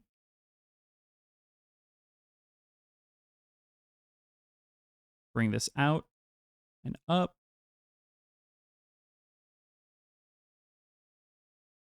If I scale some of it up too much, it's going to break through the mesh. We don't want it to be so big that it is going to poke through everything else.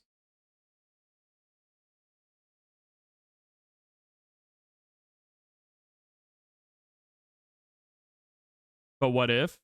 I mean, here, I'll show you what if. Let's select all of the edges. Also, hello, Tucker. We'll extrude. And then scale and scale and scale. And then the inside of the mouth is coming outside. So if that's what you want for some reason, you can do that. But typically, you just want the mouth pocket big enough to hold any teeth. This is where the teeth and tongue are going to live, is they live in this little house that you make for them inside of the skull. And this is particularly important for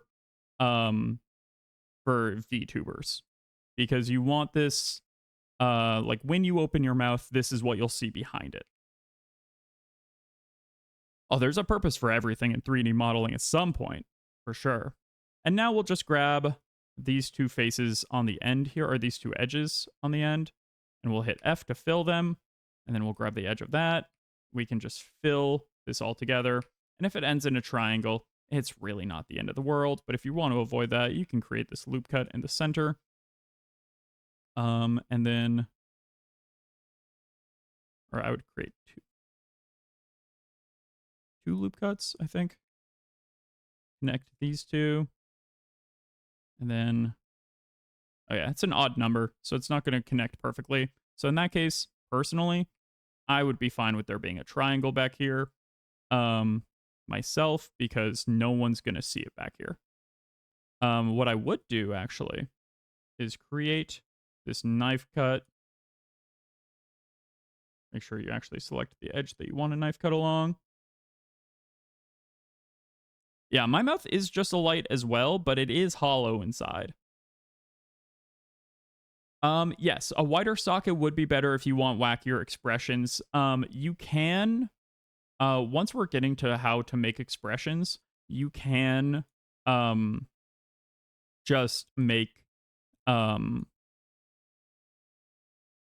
you can make this mouth wider as the mouth gets wider as well. Like, you can make the socket wider and hide a lot of stuff with the blend shapes. If you push things too far and you realize it's breaking, you can make some tweaks. But it's nice to have a good starting point of it being bigger. I would say, you know, I make pretty wild and wacky expressions sometimes with my mouth, and this is about the size that my mouth is right here. And I found this to be a pretty good starting point, certainly.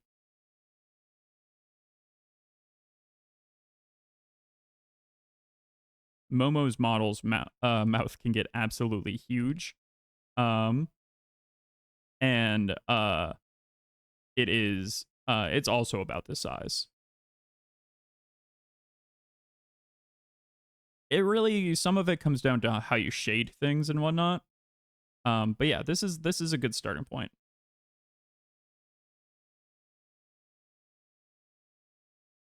And you can always adjust those things when you're like down the line. That's a minor enough adjustment that like no one's gonna see the nitty gritty of, that it's totally fine.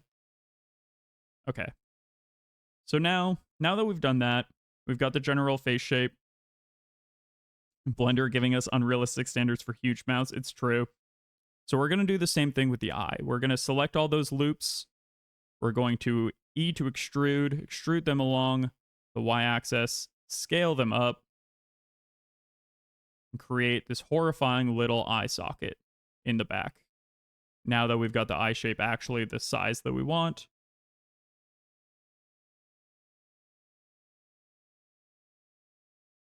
Going to extrude one more time, scale it down now.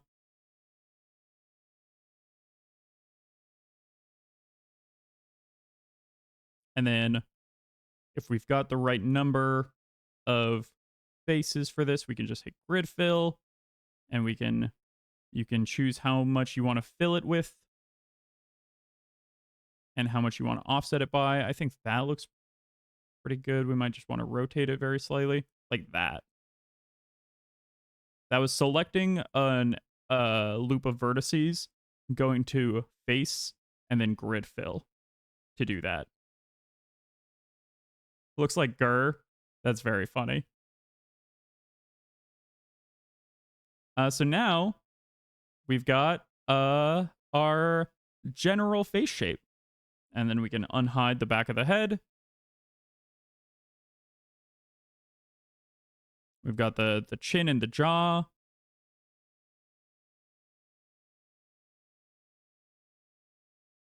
And then around now is when I like to go through a model and just look at some of these, like, oh, like because I had the back half of this model hidden when I did that loop cut, the loop cut didn't extend all the way, so I can make sure that I'm not creating this n-gon here by just continuing out this with a knife cut, just to make sure we don't have an n-gon. I could also terminate it into a triangle back here. The difference of 4 polygons, not the end of the world.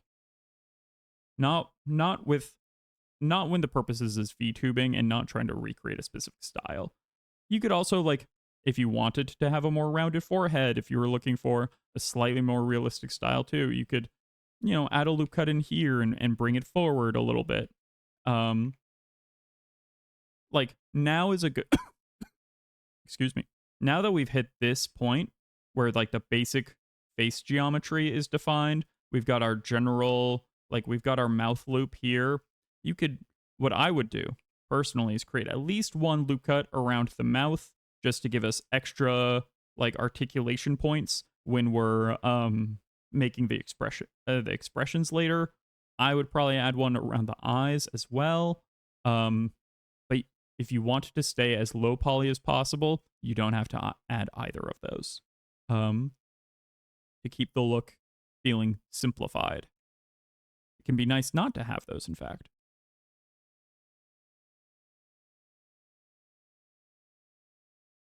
So now we've got a nice nose. Let's take a look of, yeah, we've got the nose is looking good. The mouth is looking good. She does have like a little indent on the model, like right here. It kind of like comes in a little bit. I think that looks pretty nice, actually. Like this little nose overhang. So we could model that here just by adding that loop cut and having that go in. Or if you wanted even more of a slope, now is the spot where you could add that and bring that in. Then you could bring some of these lower loops in to like be structure and geometry for the lips, but you also don't need that for sure. So I'm going to do without for now, because I actually think the reduced polygon look is quite nice. And now's a good time to play around. You've got your base head model done. You've got the eye sockets. You've got the mouth sockets. I'm going to go ahead and apply this mirror modifier to the other eye so we can see both of those. We don't have a weird eye patch situation going on.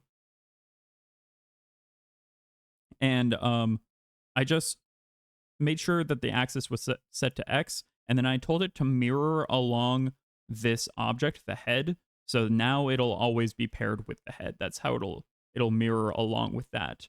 Like, or in relation to the head.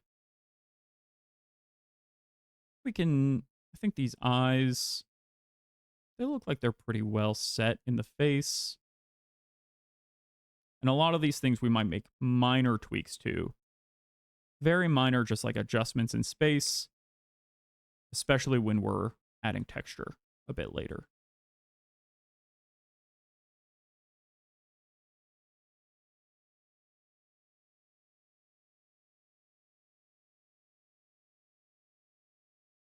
Okay, so there's a big question now as to whether or not we want the ears to be the same mesh or a different mesh. There's pros and cons to both, honestly. And neither is going to be too difficult to do. So I think let's do it as part of the same mesh as just a way of building up that skill. So what we're going to do is looking at where the ears come out of. I mean, they look like they actually really come out of the side of the head there, right? Kind of along like maybe these 4 that I'm highlighting right here.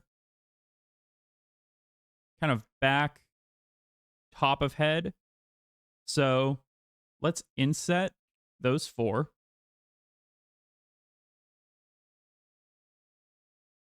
And then let's scale that inset along the Y to make it a little bit more rectangular.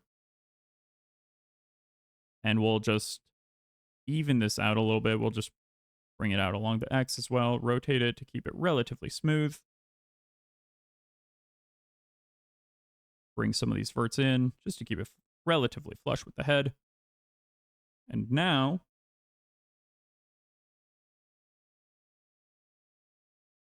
we are going to extrude. So we're going to take these 4 again, these 4 that we've inset now, and we're going to extrude again. And we're going to extrude out first, but then we're going to drag those edges up. And so now we're going to go into this view. We were going to have to scale them up considerably. Rotate them. Scale them up even more.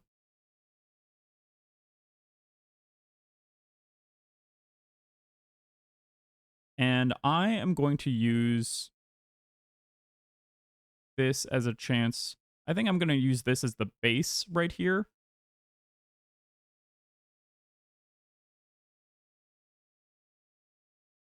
You found goldfish cinnamon roll grams? Wait. Like cinnamon roll graham cracker flavored goldfish? That sounds very elaborate. So now we're going to take the center edges of this ear. We're going to bring that up to this point right here, just to match what we've got in the model.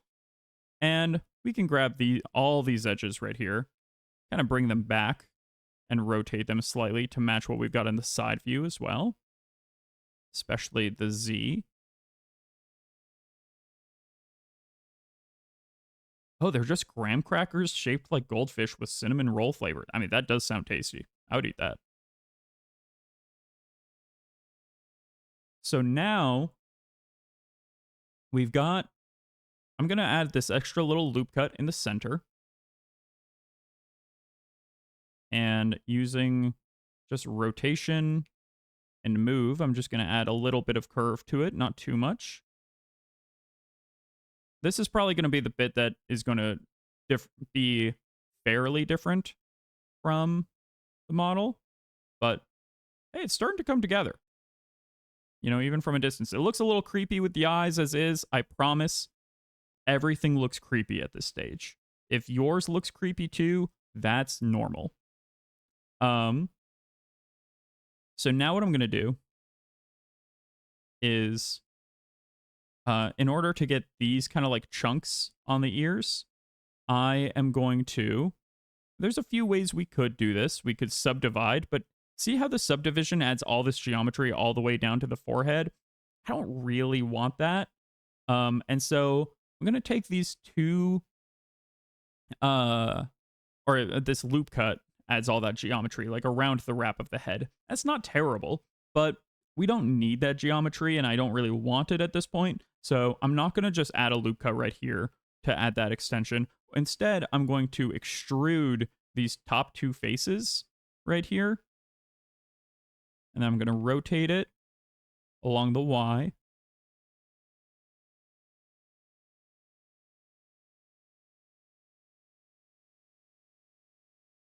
And then I'm going to take these 2 faces. Only the top 2 faces. And extract like that to get that little tip. You can scale up to get it closer to that chunky bit.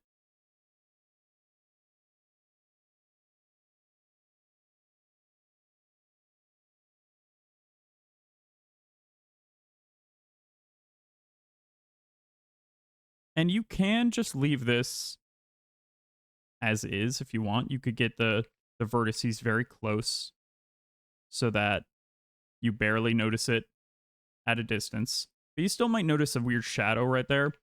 So again, we're not going to be afraid of triangles. We're just going to merge these together. Clicking the raised one and then the one closer to the ear, and then just merging these vertices at last.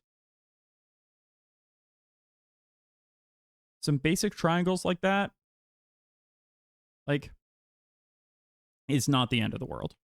It does stop us from doing a loop cut right here. So if we do want a loop cut, we should do that before the triangles. But it's really not the end of the world. I'm trying to think of a way that I would do this to keep it all quads. And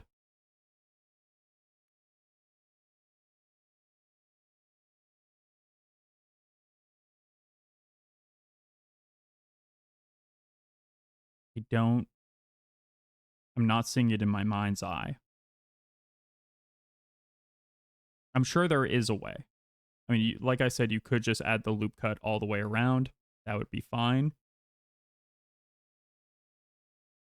But before we get to that too, I am going to add a few loop cuts. I'm going to add loop cuts where I think we're going to want bends in the ear, because the bendy ears will be fun. So I'm going to add one loop cut right at the base. Actually, before I do any of that, I'm going to add another inset. So I'm going to add this inset into the inside of the ear, because we're going to basically make the inner ear. And honestly, for low poly, you probably just want to texture the inner ear. Like, you could just inset it like this to make it an easy thing to texture specifically, and then not worry about it from there. That would be totally valid. But it is fun to, like, you know, if you wanted to then, like, bring it in like this with an extrude, you know, then you've got this kind of like inner ear, and then you would just need to bring some of these merges down to make it look like the inner ear is going inside the head.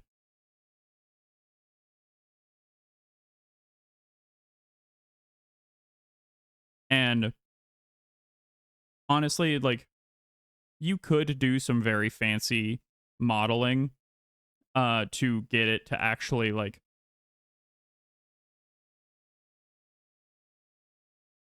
to have perfect geometry and have this actually go inside the ear if you were so inclined. But at this point, for low poly, this is really good for what our purposes need. And this little bump will be covered by the hair anyway. No one will see the way that this connects to the head. So you really don't have to worry about modeling something that no one's going to see. That's just a general good rule of thumb, is don't spend a lot of time on something that no one's actually going to look at.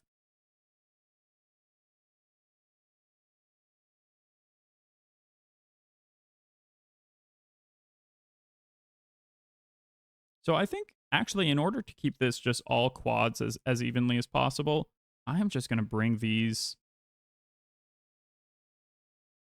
vertices in as close as possible.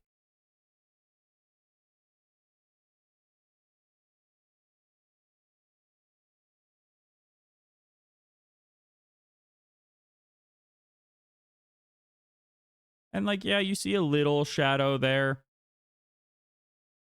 but especially once it's textured and lit, you're hardly going to notice that.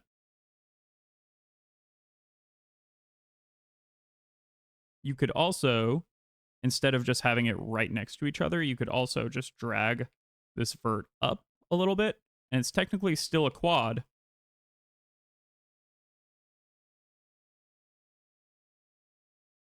And now the cutoff is much more smooth, and you've got this nice little, it looks like a smooth ramp, even though it's still all quads. So if you really wanted to add another loop cut in there, you can do it.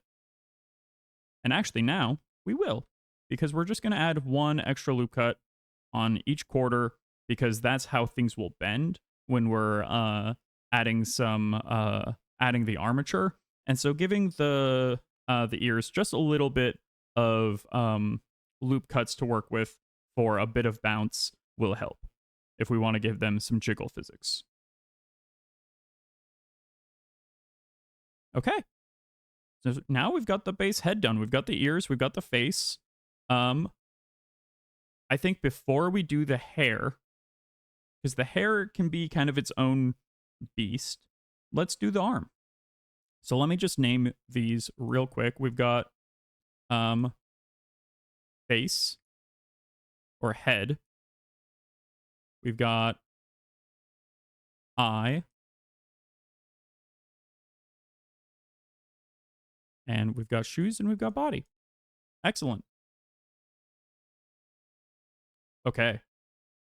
So I'm going to go ahead and similar to what I did with the shoes at the very beginning, I'm going to, oh, actually, first I'm going to save. I just realized I haven't saved this entire time. Do not do what I just did. Save your work.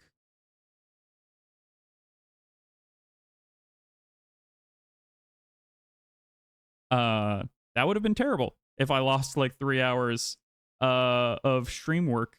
I would have been really bummed about that.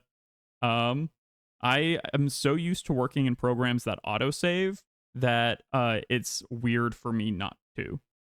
So it takes a little bit of time. I'm going to go cursor to world origin. I'm going to hit Shift A. We're going to create a cylinder. I know, Ghost Kid, can you imagine? Can you imagine if Blender crashed? Luckily, Blender only really crashes during certain like texture baking and stuff that's higher on CPU and GPU usage. So it's not too bad.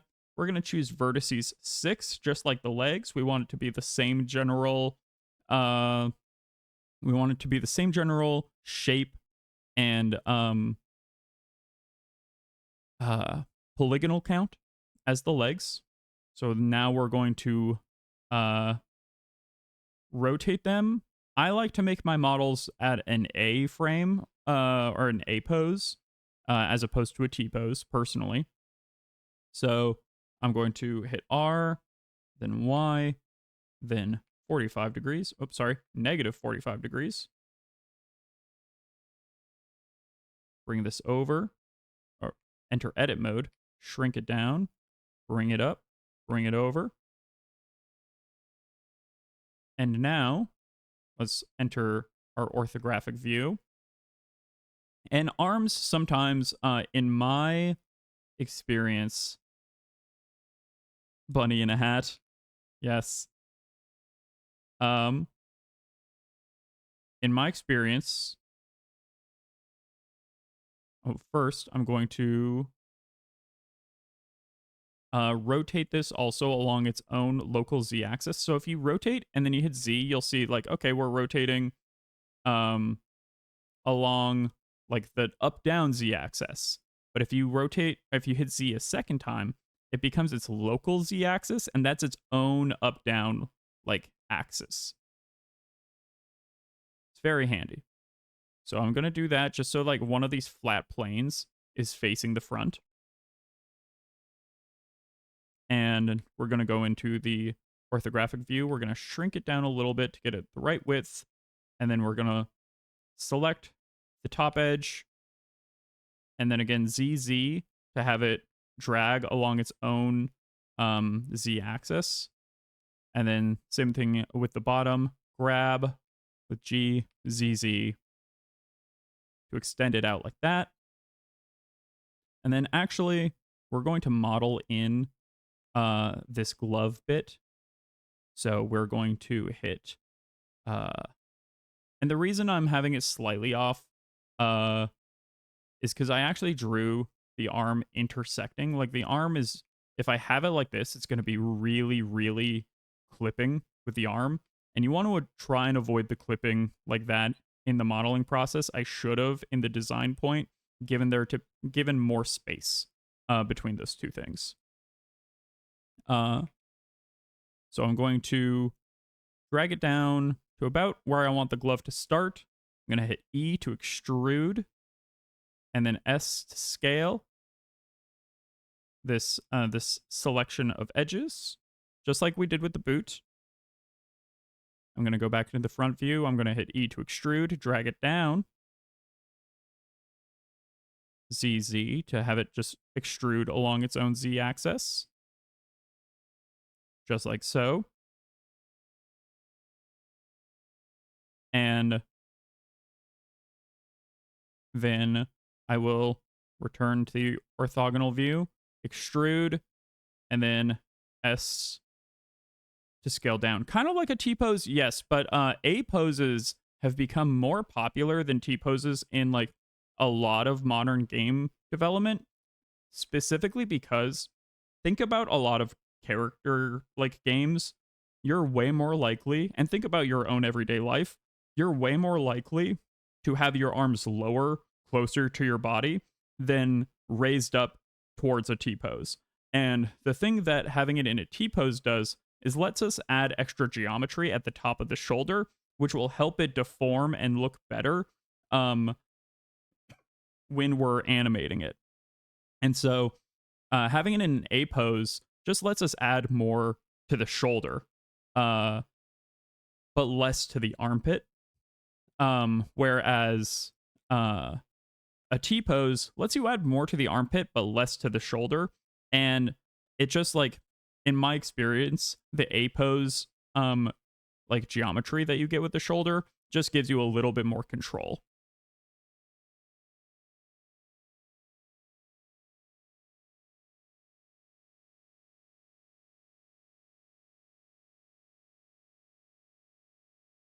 So now I'll extrude.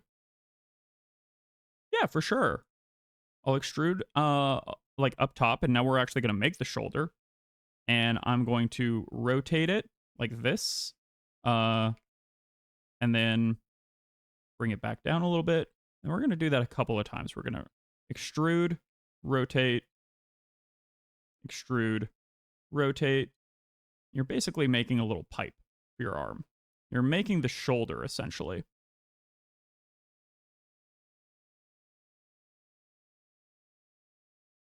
And, you know, I'll be honest, this is not how I typically make arms. So maybe I should teach the way that I typically make arms. This is like an easy, low poly way to make arms. If you don't want them to be bending a ton.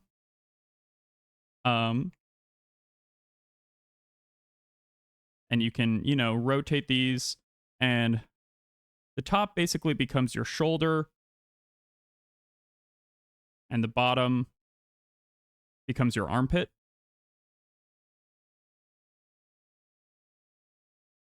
And then if you're keeping these as separate objects, you would just kind of bring this over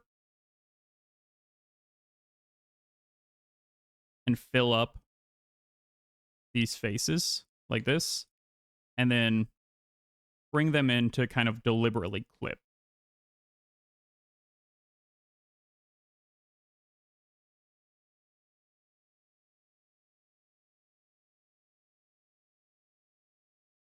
Kind of like that.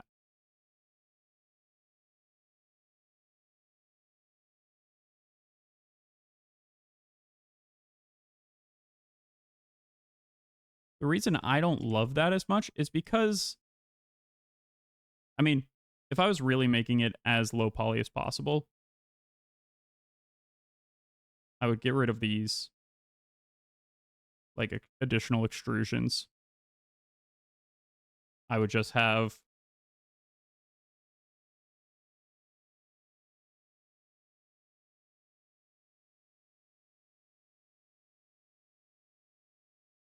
oops. I accidentally didn't get rid of these edges. Let me delete those.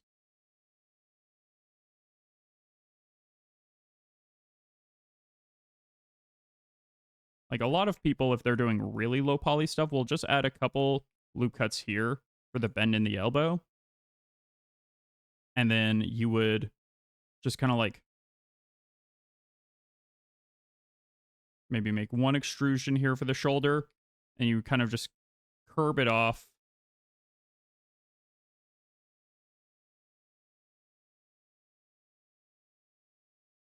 kind of like this.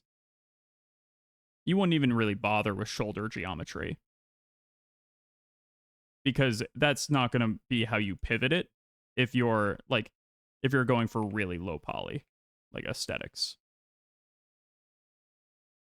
You would like keep it right here, and then you would like have it rotate along this joint.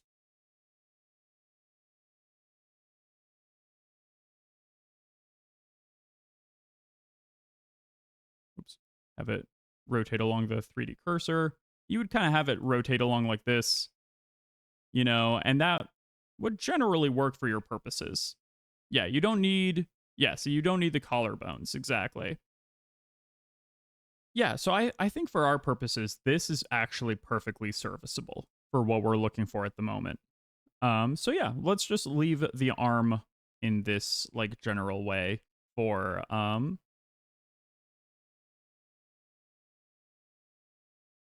let me just drag it so it's clipping a little less.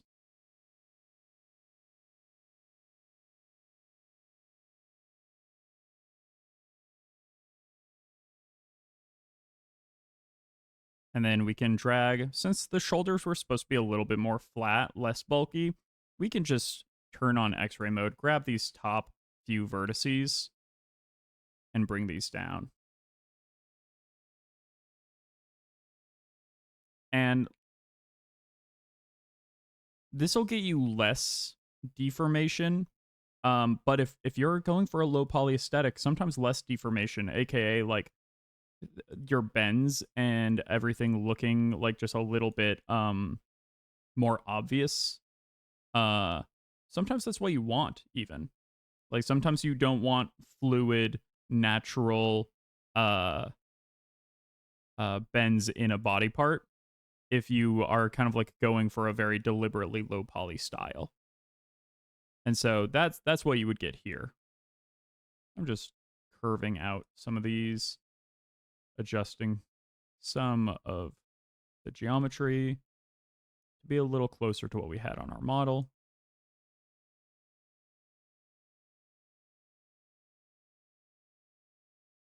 Oh, and we do have an unnecessary n-gon here.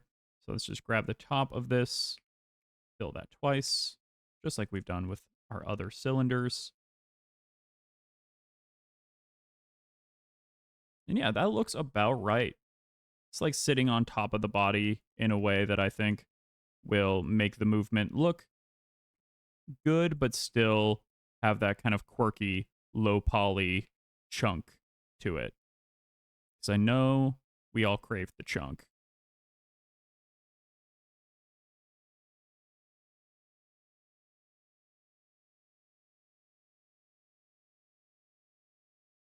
All right. So now we've got the arm. We could do the hand separate, but I'm just going to keep the hand as a hexagon as well. So first, I'm going to grab all of these and I'm going to extrude one more time and shrink it down with S. And now I'm going to kind of flatten this to make it a little bit closer to classic hand shape. Hands aren't spheres. They're way closer to like rectangles. So I'm just rotating these vertices to get this general shape of what we want. And now from here, I'm going to extrude and bring out basically our base hand.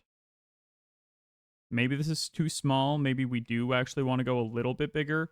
We can grab these vertices. We can scale up a little bit. So we're not feeling too small with the hand.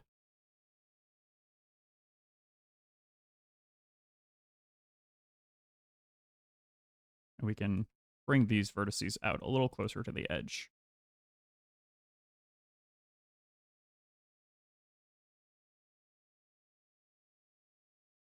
And now, let's take a look. The hand's a little long. Let's bring that back just a touch. We're going to fill this just like we did before. And we're going to actually create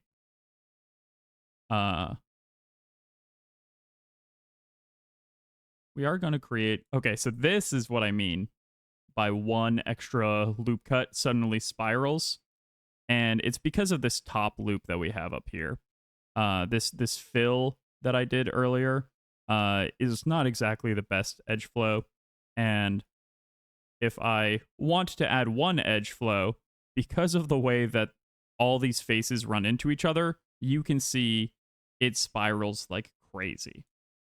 Adding one loop suddenly creates a loop along every side because of the way that I filled this top. We can fix that by filling the top better, or even just removing the fill for now. That's probably the way to start it.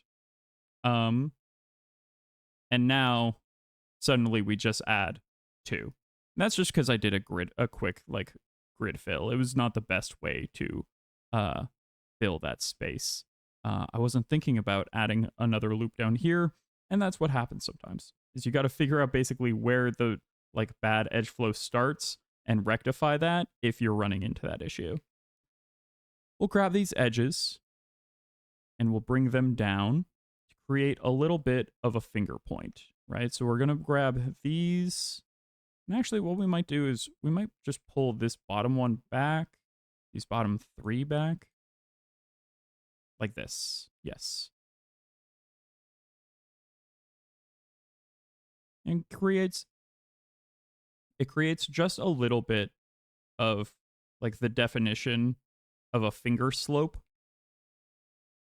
right here. And I personally like to have that line in the middle because it adds just a little bit of depth. You don't need it. You don't have to have that edge loop, but it can help create just that little extra sense of hands, essentially, of fingers. So now we're not going to do individual fingers. That, again, will be a tutorial for the more intermediate level, similar to, like, even more so, I would say, than eyes and the mouth. Having the topology for hands, and specifically individual fingered hands, is very specific, and something that is generally best to have a reference for as you're going into, and not something that happened in basically any low poly games whatsoever. So we're not going to do that since this is a low poly modeling tutorial. We're going to just add one loop cut here, kind of where we want the fingers to bend. We're going to treat the fingers all like one point. And we can add an additional loop cut just to give it a little bit of extra geometry when it bends there.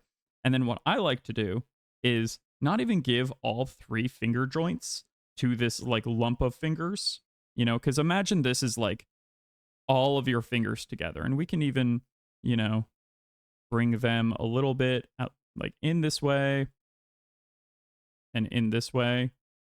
That also starts to help with feeling like fingers. But I like to do, if we're doing low poly, I like to do just one bend in the fingers. It gives you the ability to make a clenched fist in a way that you don't get if you just have a single bend. And again, the reason that I'm adding multiple loop cuts here is just to create extra geometry for when it bends. It'll bend along these points. And that's just very helpful so that like the mesh doesn't clip into itself or break in weird ways. And you'll see what I mean when we rig it. So now we've got our fingers generally like set up, like our bulk fingers, but we're missing a thumb. And I do think it's good to have a thumb typically. It's what separates us from most of the animals. The gorillas figured that one out. So I'm going to grab these two faces that are kind of facing towards the front and down of the model, and I'm going to hit I to inset again. We've been doing a lot of insetting. And this is just going to give us a little bit of extra geometry to work with. I'm just going to rotate it very slightly. And then from there, I'm going to fix some of these verts so that they're a little bit more kind of along the way. I'm going to grab these two faces that we inset earlier. I'm going to hit E to extrude. I'm going to shrink it down. I'm going to drag it a little to the side and rotate it. We're basically making a thumb joint right here. So now I will do another extrusion, rotate it again, drag it along the x-axis and scale it down. And depending on how fancy you want to get, you can do that one more time. Scale it down, rotate it. And now you've got a thumb. So I'm going to just add a slight curve to the thumb. Just by, so it actually looks like part of the thumb is a little bit more rounded and another part of the thumb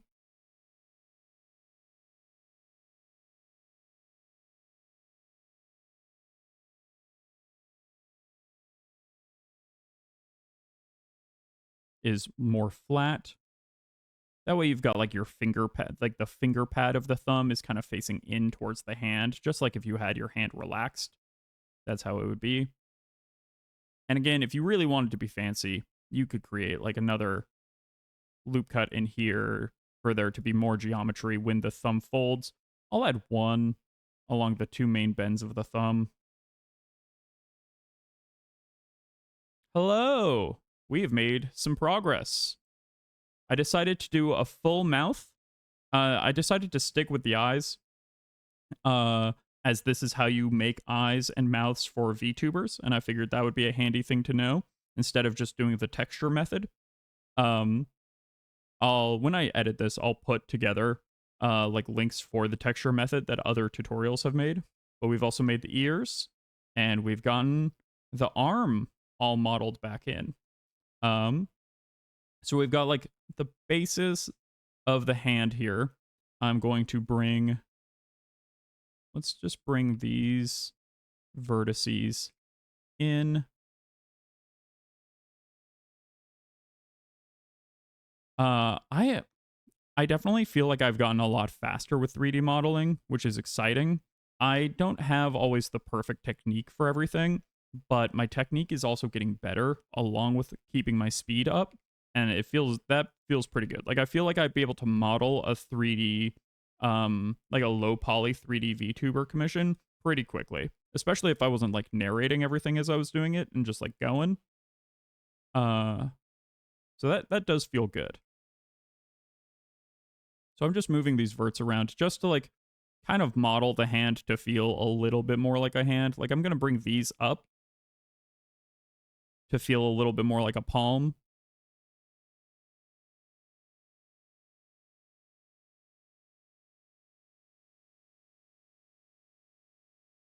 And then I'm going to bring these along the thumb a little bit closer to the front of the body.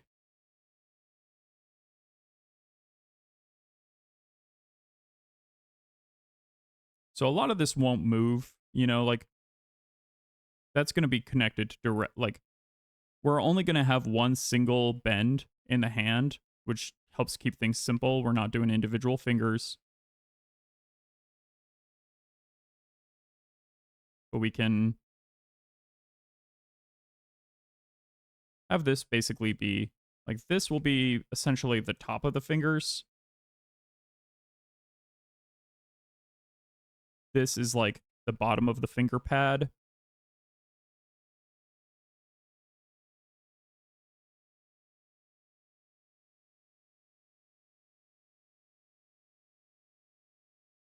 And then these loop cuts in here are just where we'll bend the fingers from.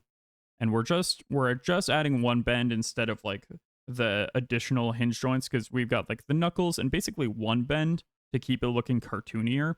Instead of, you could add the additional bends of the fingers. Maybe we want to do that. We'll see how it feels with fewer. And actually, so I was going to do this for just low poly modeling purposes, but since we're doing the rest for VTubing purposes,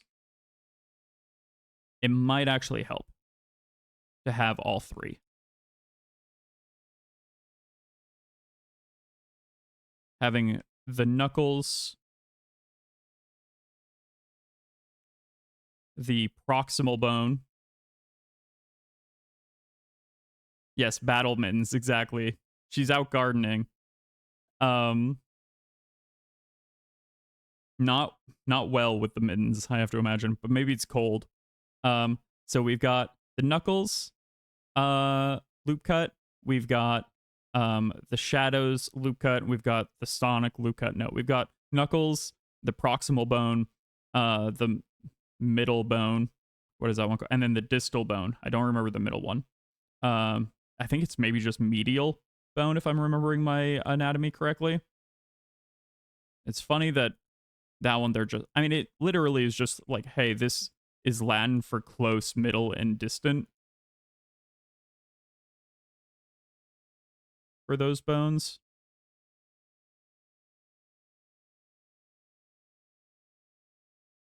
Yeah, about right there. And those are also adjustments that we can make. And I'm doing 3 for each one just to keep it'll look better when we see the bend that way. I promise. You're going to like the way you look. I guarantee it. It's like the Men's Warehouse guarantee.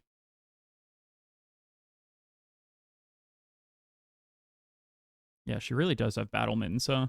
That's a fun way to think about it.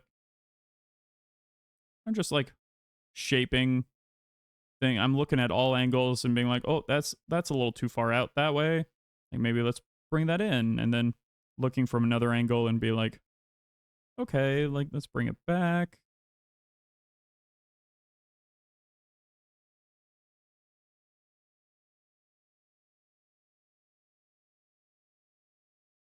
You get battle mittens in Final Fantasy 14, so she's a monk.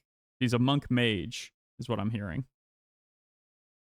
I'll add those extra loop cuts since that's how we're treating the rest of the fingers. Let's have them all kind of look the same by having the same amount of loop cuts. So we have the mittens are for the tanks. That's really funny. So I'll be getting some battle mittens.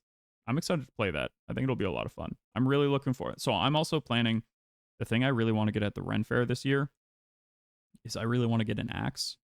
And then I'll have an axe in Final Fantasy 14 and in real life. I've been wanting an axe for a few years now. And, sometimes it's just time.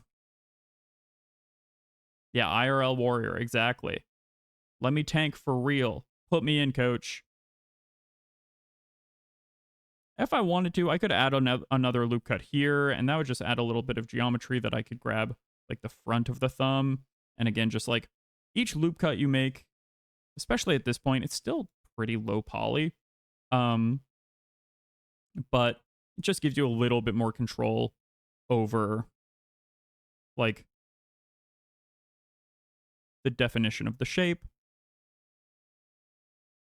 Obviously, if you're trying to go for a truly original PS1 era aesthetic, you would be limiting yourself of how many cuts you make because you only had so much geometry to work with.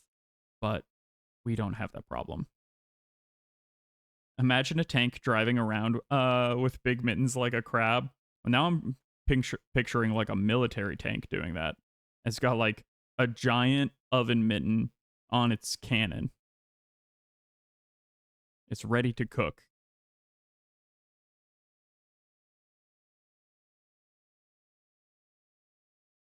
All right. I feel like that's pretty good. If you want to get really fancy, and this is what we'll do later with our other finger geometry once we're doing the more advanced stuff, you could take the middle bit, the middle vertice of each of these loop cuts, and bring them just a little bit.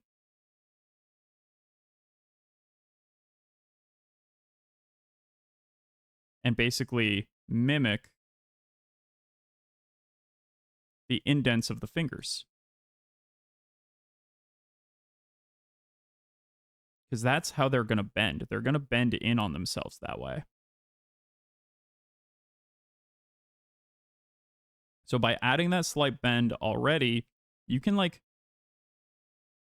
basically give them space to bend in that direction before they start clipping in on themselves, which is why you would do something like that. You don't have to. Absolutely not required. You don't even have to add all these extra bends. You could add one in there just so that there's a slight bend in the hand. But I think it's fun.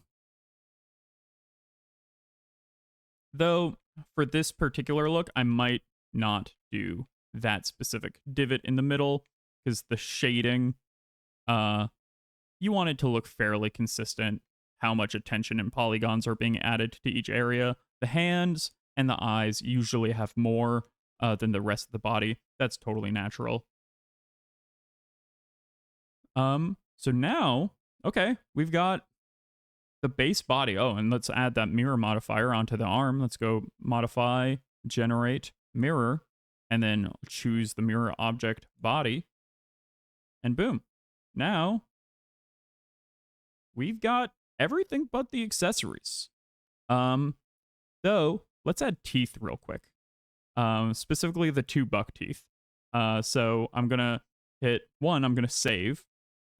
I realized that I had not been saving for most of this stream, which is crazy. Now I'm gonna hit Shift S and hit cursor to world origin. I'm gonna hit Shift A for mesh, then cube. Then we're just really gonna shrink this cube down. We're going to bring this mesh up, forward. We're gonna squish this cube along the y-axis. Then we're going to squish this cube along the Z, then the X, until it's just the right shape of buck teeth. And then we're just going to, probably needs to be even thinner than that. And we're going to push this back into the mouth, like so. Boom, buck teeth. And that's just a square. That's a cube. If we wanted to add, like, you know, we could bring it in just a little bit. Grabbing the bottom vertices, scaling that down. And we've got just enough room. And actually, you know what? I'm going to be a little fancy about this. I'm going to add 1 loop cut right down the center. The mittens are so big, you use them on your glam cosplaying as a boxer. Oh, that sounds really fun. So I'm going to take this loop cut down the center, and then I'm going to bring that out front. And we're going to just kind of line this up with the center of the mouth. So it's hanging out just the right amount. And if we want, we can do even more slight adjustment here. Let's take the bottom lip, making sure we have proportional editing on, but also change it to connected only up here in this little parabola area. Bringing that back just a little bit, rotating it slightly, get it just out of the way of the teeth.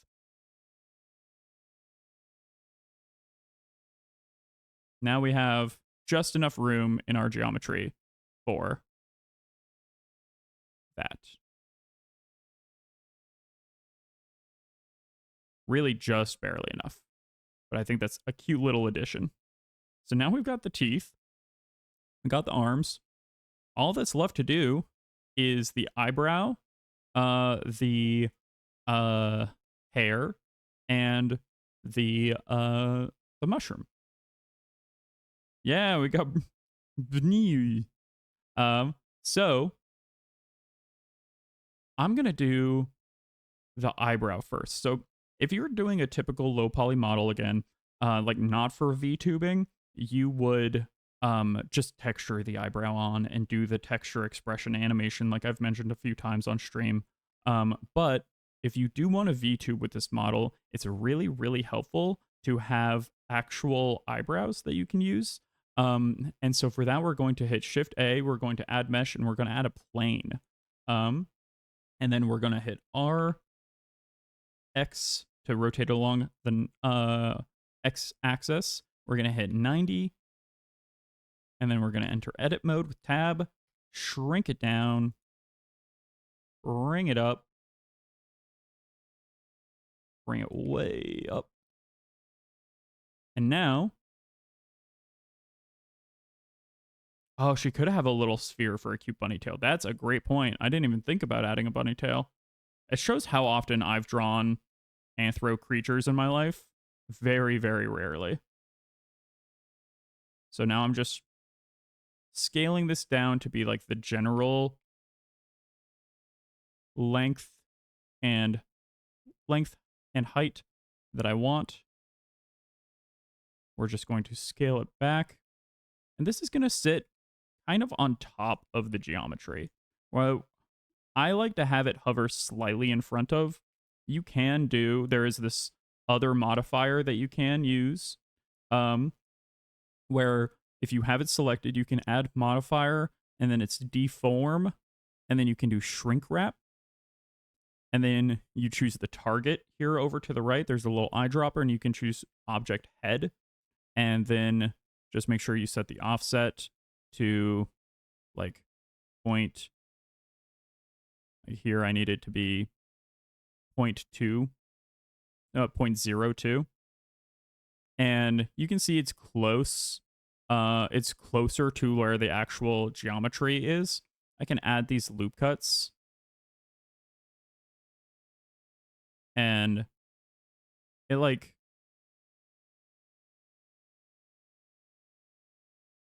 yes, so the thank you, Carter. The brow is a plane because we only need one side of it. We don't need if you want to have ultra chunky brows, like if you're going for Rock Lee style brows, by all means make them a cube. But if you're just going for like classic anime style, like kind of narrow, more like drawn on brows, a plane is all you need. So we can do this shrink wrap thing where it like tries to adhere to the mesh that it's connected to. I don't like that because it makes animating it way harder. So I'm going to leave this off. Lots of people do prefer that because you get it as close to the rest of your mesh as possible. I would rather have you be able to, like, if we go into the side, like an extreme side view close up, yes, you can make a design suggestion. It might be a little late depending, but we'll see.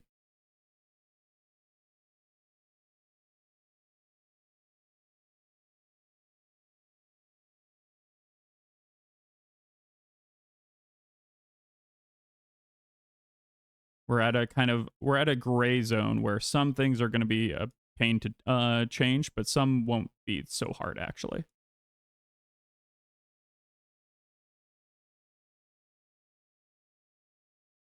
Anime style makes the chin a wee bit smaller and higher. Yeah, we can do that.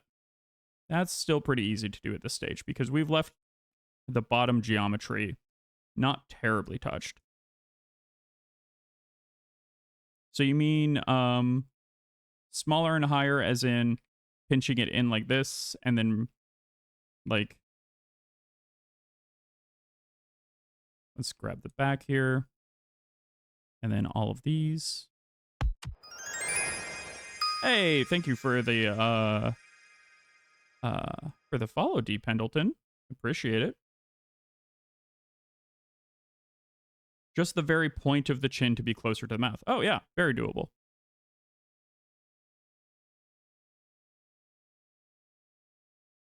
Here, let me just grab this whole line.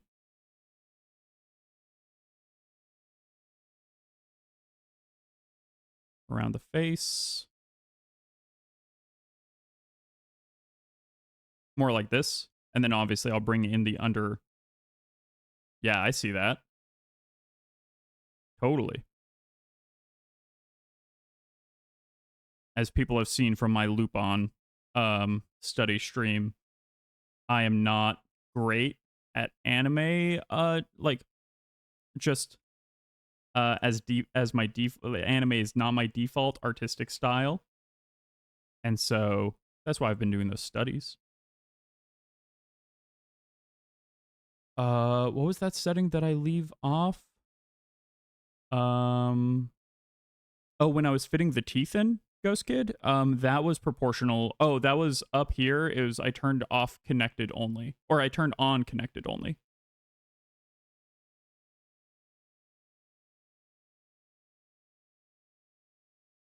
But if you're talking about a different setting, I'm not exactly sure. I've largely been friends with weebs my entire life, actually. It's part of going to art school starting in like middle school. It turns out the weebs were everywhere. Oh, on the brow, I just there is a modifier that you can use to get it perfectly lined up with the mesh called shrink wrap. Um that's a totally optional mod. I prefer it without because I think I would rather have there be a little bit of I would rather have the eyebrow always visible, and if you catch it from a weird angle, maybe hovering slightly off the body, than having the um than having the eyebrow clip into the rest of the head and like disappear for parts.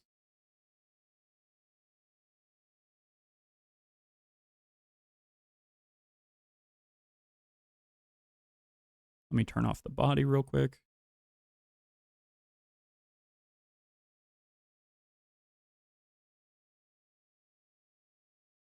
All right, that looks pretty good.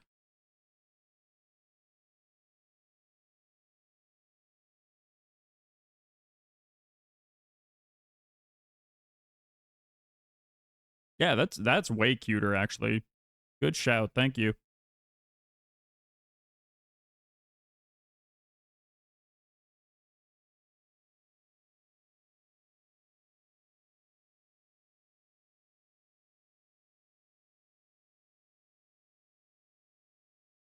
And we can just bring the head down just a touch. I might skinny out the neck as well. Right now it's feeling a little big compared to the head.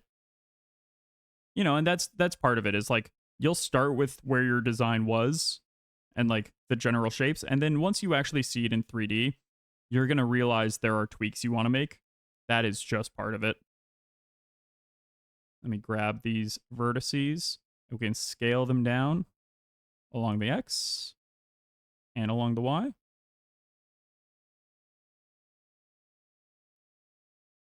And then actually, let me just make it a slightly longer neck too. I feel like, you know, a lot of anime characters have that slightly longer neck.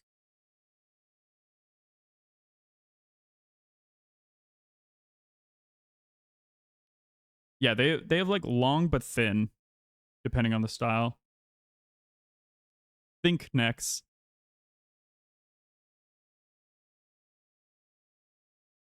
It can be hard to type quickly and coherently when you've got like a lot, you know, on your mind, or you're trying to keep up with a streamer. That always happens when I'm trying to coach Jules through something, or I'm just like I mistype so often. Okay, just adjusting the mouth slightly to go with the new jaw.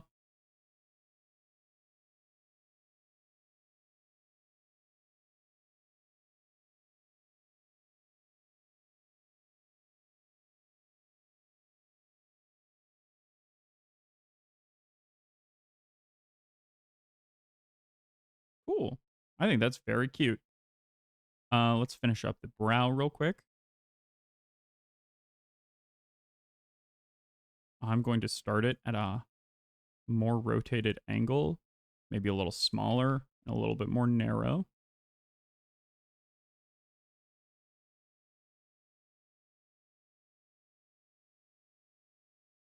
Oh, it's okay. If the notes come up, let me know.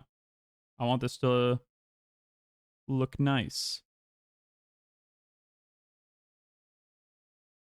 Maybe thicken out the brow a little bit in the middle. and then go back to thin.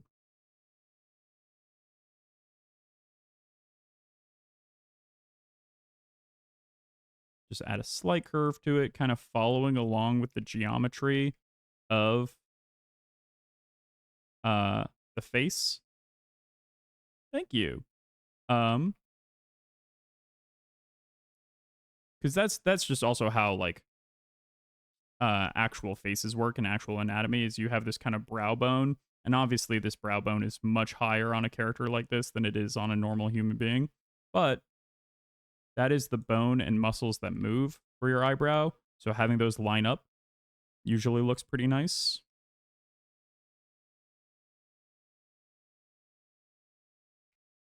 Just pulling that back in space a little.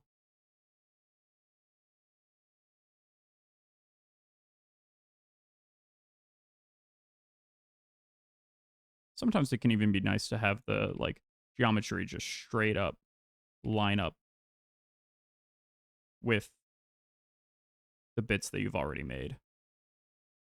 So it'll look really consistent. But sometimes if you want more, like if I want more curve here, you know, it would not be a crime to add an extra loop cut right here in the center and bring that up to like add more slope to the brow. In fact, it looks quite nice. But actually, I think I'm good without. Again, just kind of keeping the like chunkier aesthetic.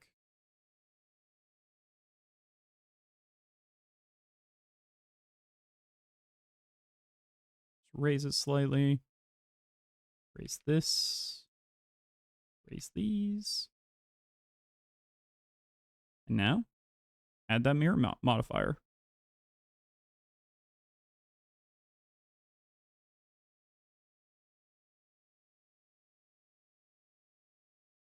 And you can see, okay, so if we see from like this angle, you're going to see the front edge of the brow is hovering a little off. We can just bring that a little close. I much prefer doing this by hand than using the shrink wrap modifier. I think you just get a nicer result. Some people try and use modifiers to get away from actually modeling, but you're going to need to do the work at some point, unfortunately.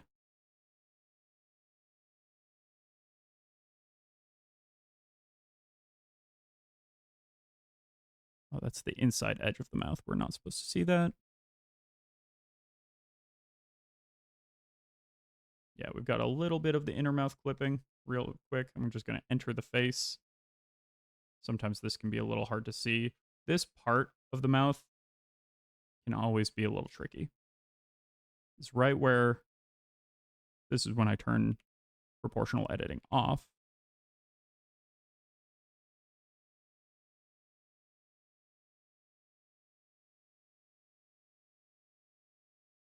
So we want to make sure it's extended out far enough that we're not getting this bit, like these vertices aren't clipping through. That's important.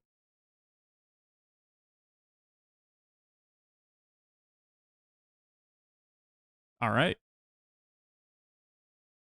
Now, it's time for the hair. We can go ahead, and I'm going to be wrapping up in just a little bit, but let's just do at least the bangs real quick. And hair, especially these dreads, actually. So there's a few ways that you can do hair. One is by taking like the faces from the skull.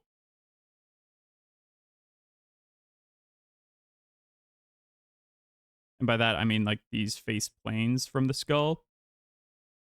And you could then Shift D to duplicate them, scale them up a little bit, and then you could, like, for instance, hit P to separate them and then do selection.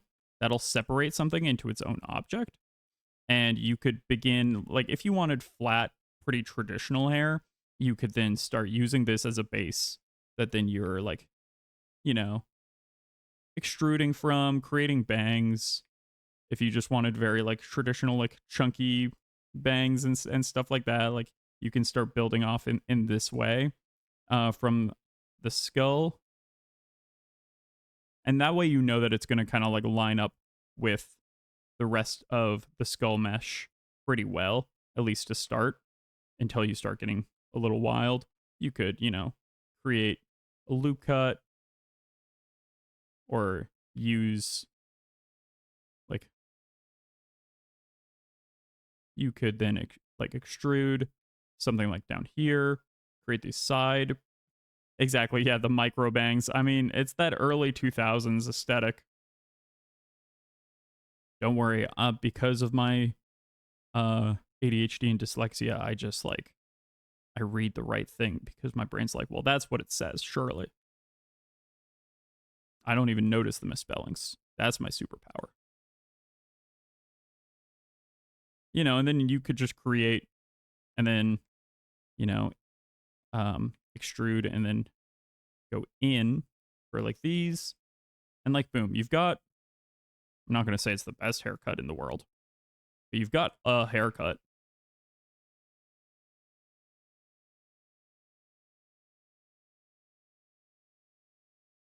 You know, you probably want to do something about that hairline.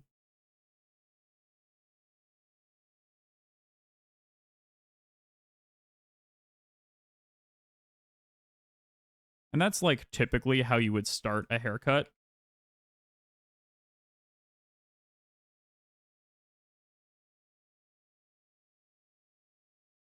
Is this a JoJo's haircut? I can see it.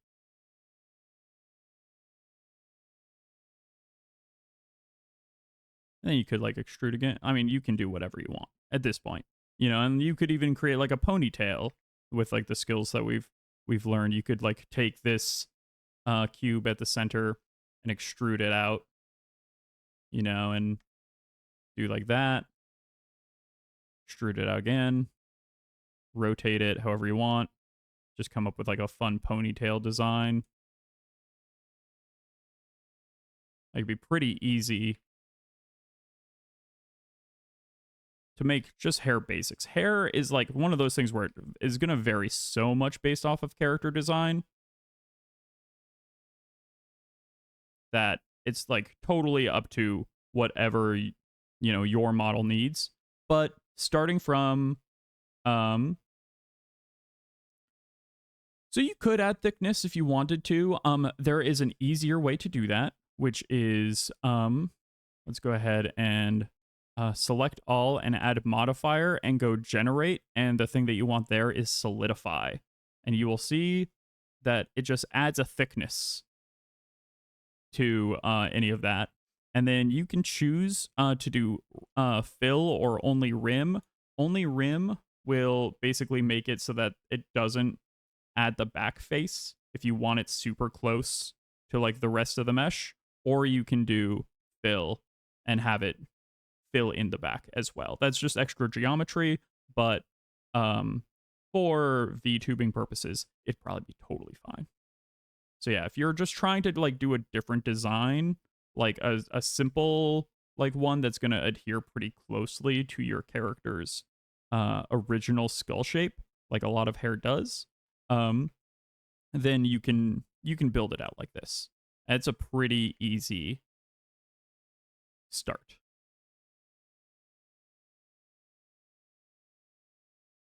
And you can add additional loop cuts to give yourself the geometry you need to make the hair you want. So you can totally do that. That is super, super doable. For dreads, like we're doing, we've got to put in a little bit of extra work. We can at least get the front bangs. I'll do this, just call this like example hair. So for dreads, honestly, we're just going to have to kind of hand model it a little bit. But luckily, it's all cubes. So what we can do is we can just add a cube. Where'd the cube go? Excuse me, Mr. Oh, it's because I added it in the object, and then the cube was, and then the object was hidden. So the cube was hidden. Okay, so we go back to object mode, add a cube, and then we enter tab for edit mode, scale it down, bring it up to the top of the head. Let's go ahead and just like line it up with the general model, right? So let's keep scaling it, scaling it, bring it over. And here's where we're not going to be using the mirror modifier, right? Because this is not a like especially the bangs are not mirrored. So maybe we do the bangs in the back of the hair in two parts. So I'm just going to start with a chunk, get it close to the head. And then for dreads, you know, they usually start a little smaller in the back. So I'm just going to kind of bring that down so it starts in a slide. And then I'm going to grab the front face. I'm going to extrude, grab it, just kind of continue. And you could do this with hexes, just like we did with the arms if you want. I think for this in particular, I really like the look of the chunkier, like square blocks, for this particular part of the character design. And we'll go ahead and keep on dragging that down. We'll extract it again.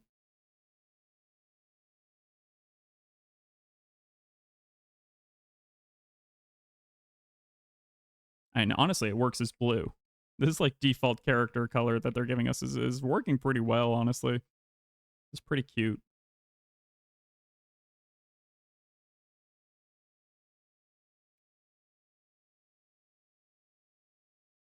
And, you know, if I want individual parts to be slightly bigger or smaller, just going to grab those individual vertices, make them fall along the line that I want them to. And then, oh, one different color bang at the very front. That's very fun. I was imagining the blonde already wasn't natural. I had been picturing her because of the upbeat bit. I'd been picturing her with like a bit of like an almost like Gyaru like attitude, like the upbeat kind of like mushroom mage. I was like, oh, that's kind of fun if it's the Gyaru's like more makeup and stuff, but I was imagining like it was like bleached hair.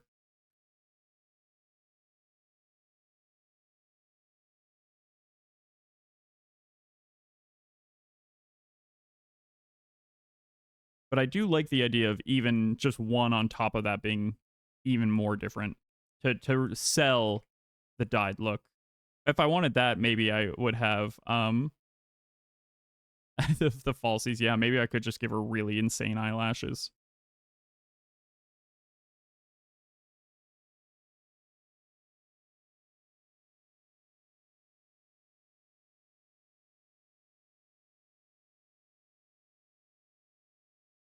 And so now I'm just kind of tweaking this individual strand. And I would probably make the 3 bangs. Yeah, I made it more yellow to add a little bit more contrast like with the value from the skin color. It was pretty close to the brown in value, and I thought the yellow helped bring your eyes up towards the face a little bit more. Falsies and lace somewhere. I feel like we already have so much going on with the mushroom stuff. I'm not sure. I'm like, I don't want to add makeup on top of that. So I mean, then what you can do is if you've got this mesh that you like, you can just start like copy and pasting that stuff too, rotating it slightly, you know, and then bring it back, putting it to the side slightly. And then you could just like, if I wanted this one to be shorter, I could just like select all these edges and edge slide it. So we make it a little bit different.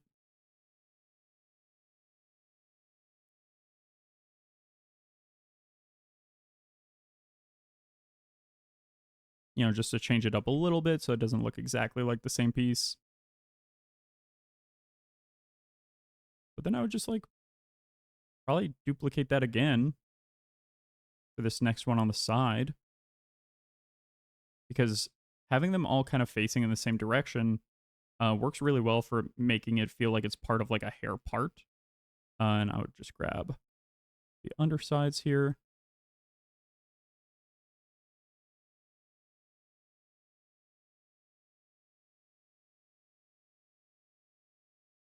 And push that a little back.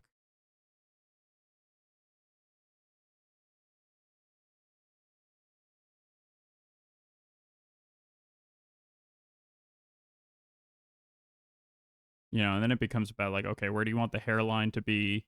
How do you adjust, like, probably grab something like this. These back. And then you just keep messing like that. We will finish this up later. I need to get going. It has been so much later than I thought it was. So everything's fine, but it's later than I thought it was. I gotta put Ollie to bed. I gotta go pick up Momo. She's got a big deadline for tomorrow, so she's been working late. But it is time to get going for the day. We have made such good progress from 0 to like the full body and the start of the hair. A fully like a riggable mouth. You know, this is the base of how you do everything.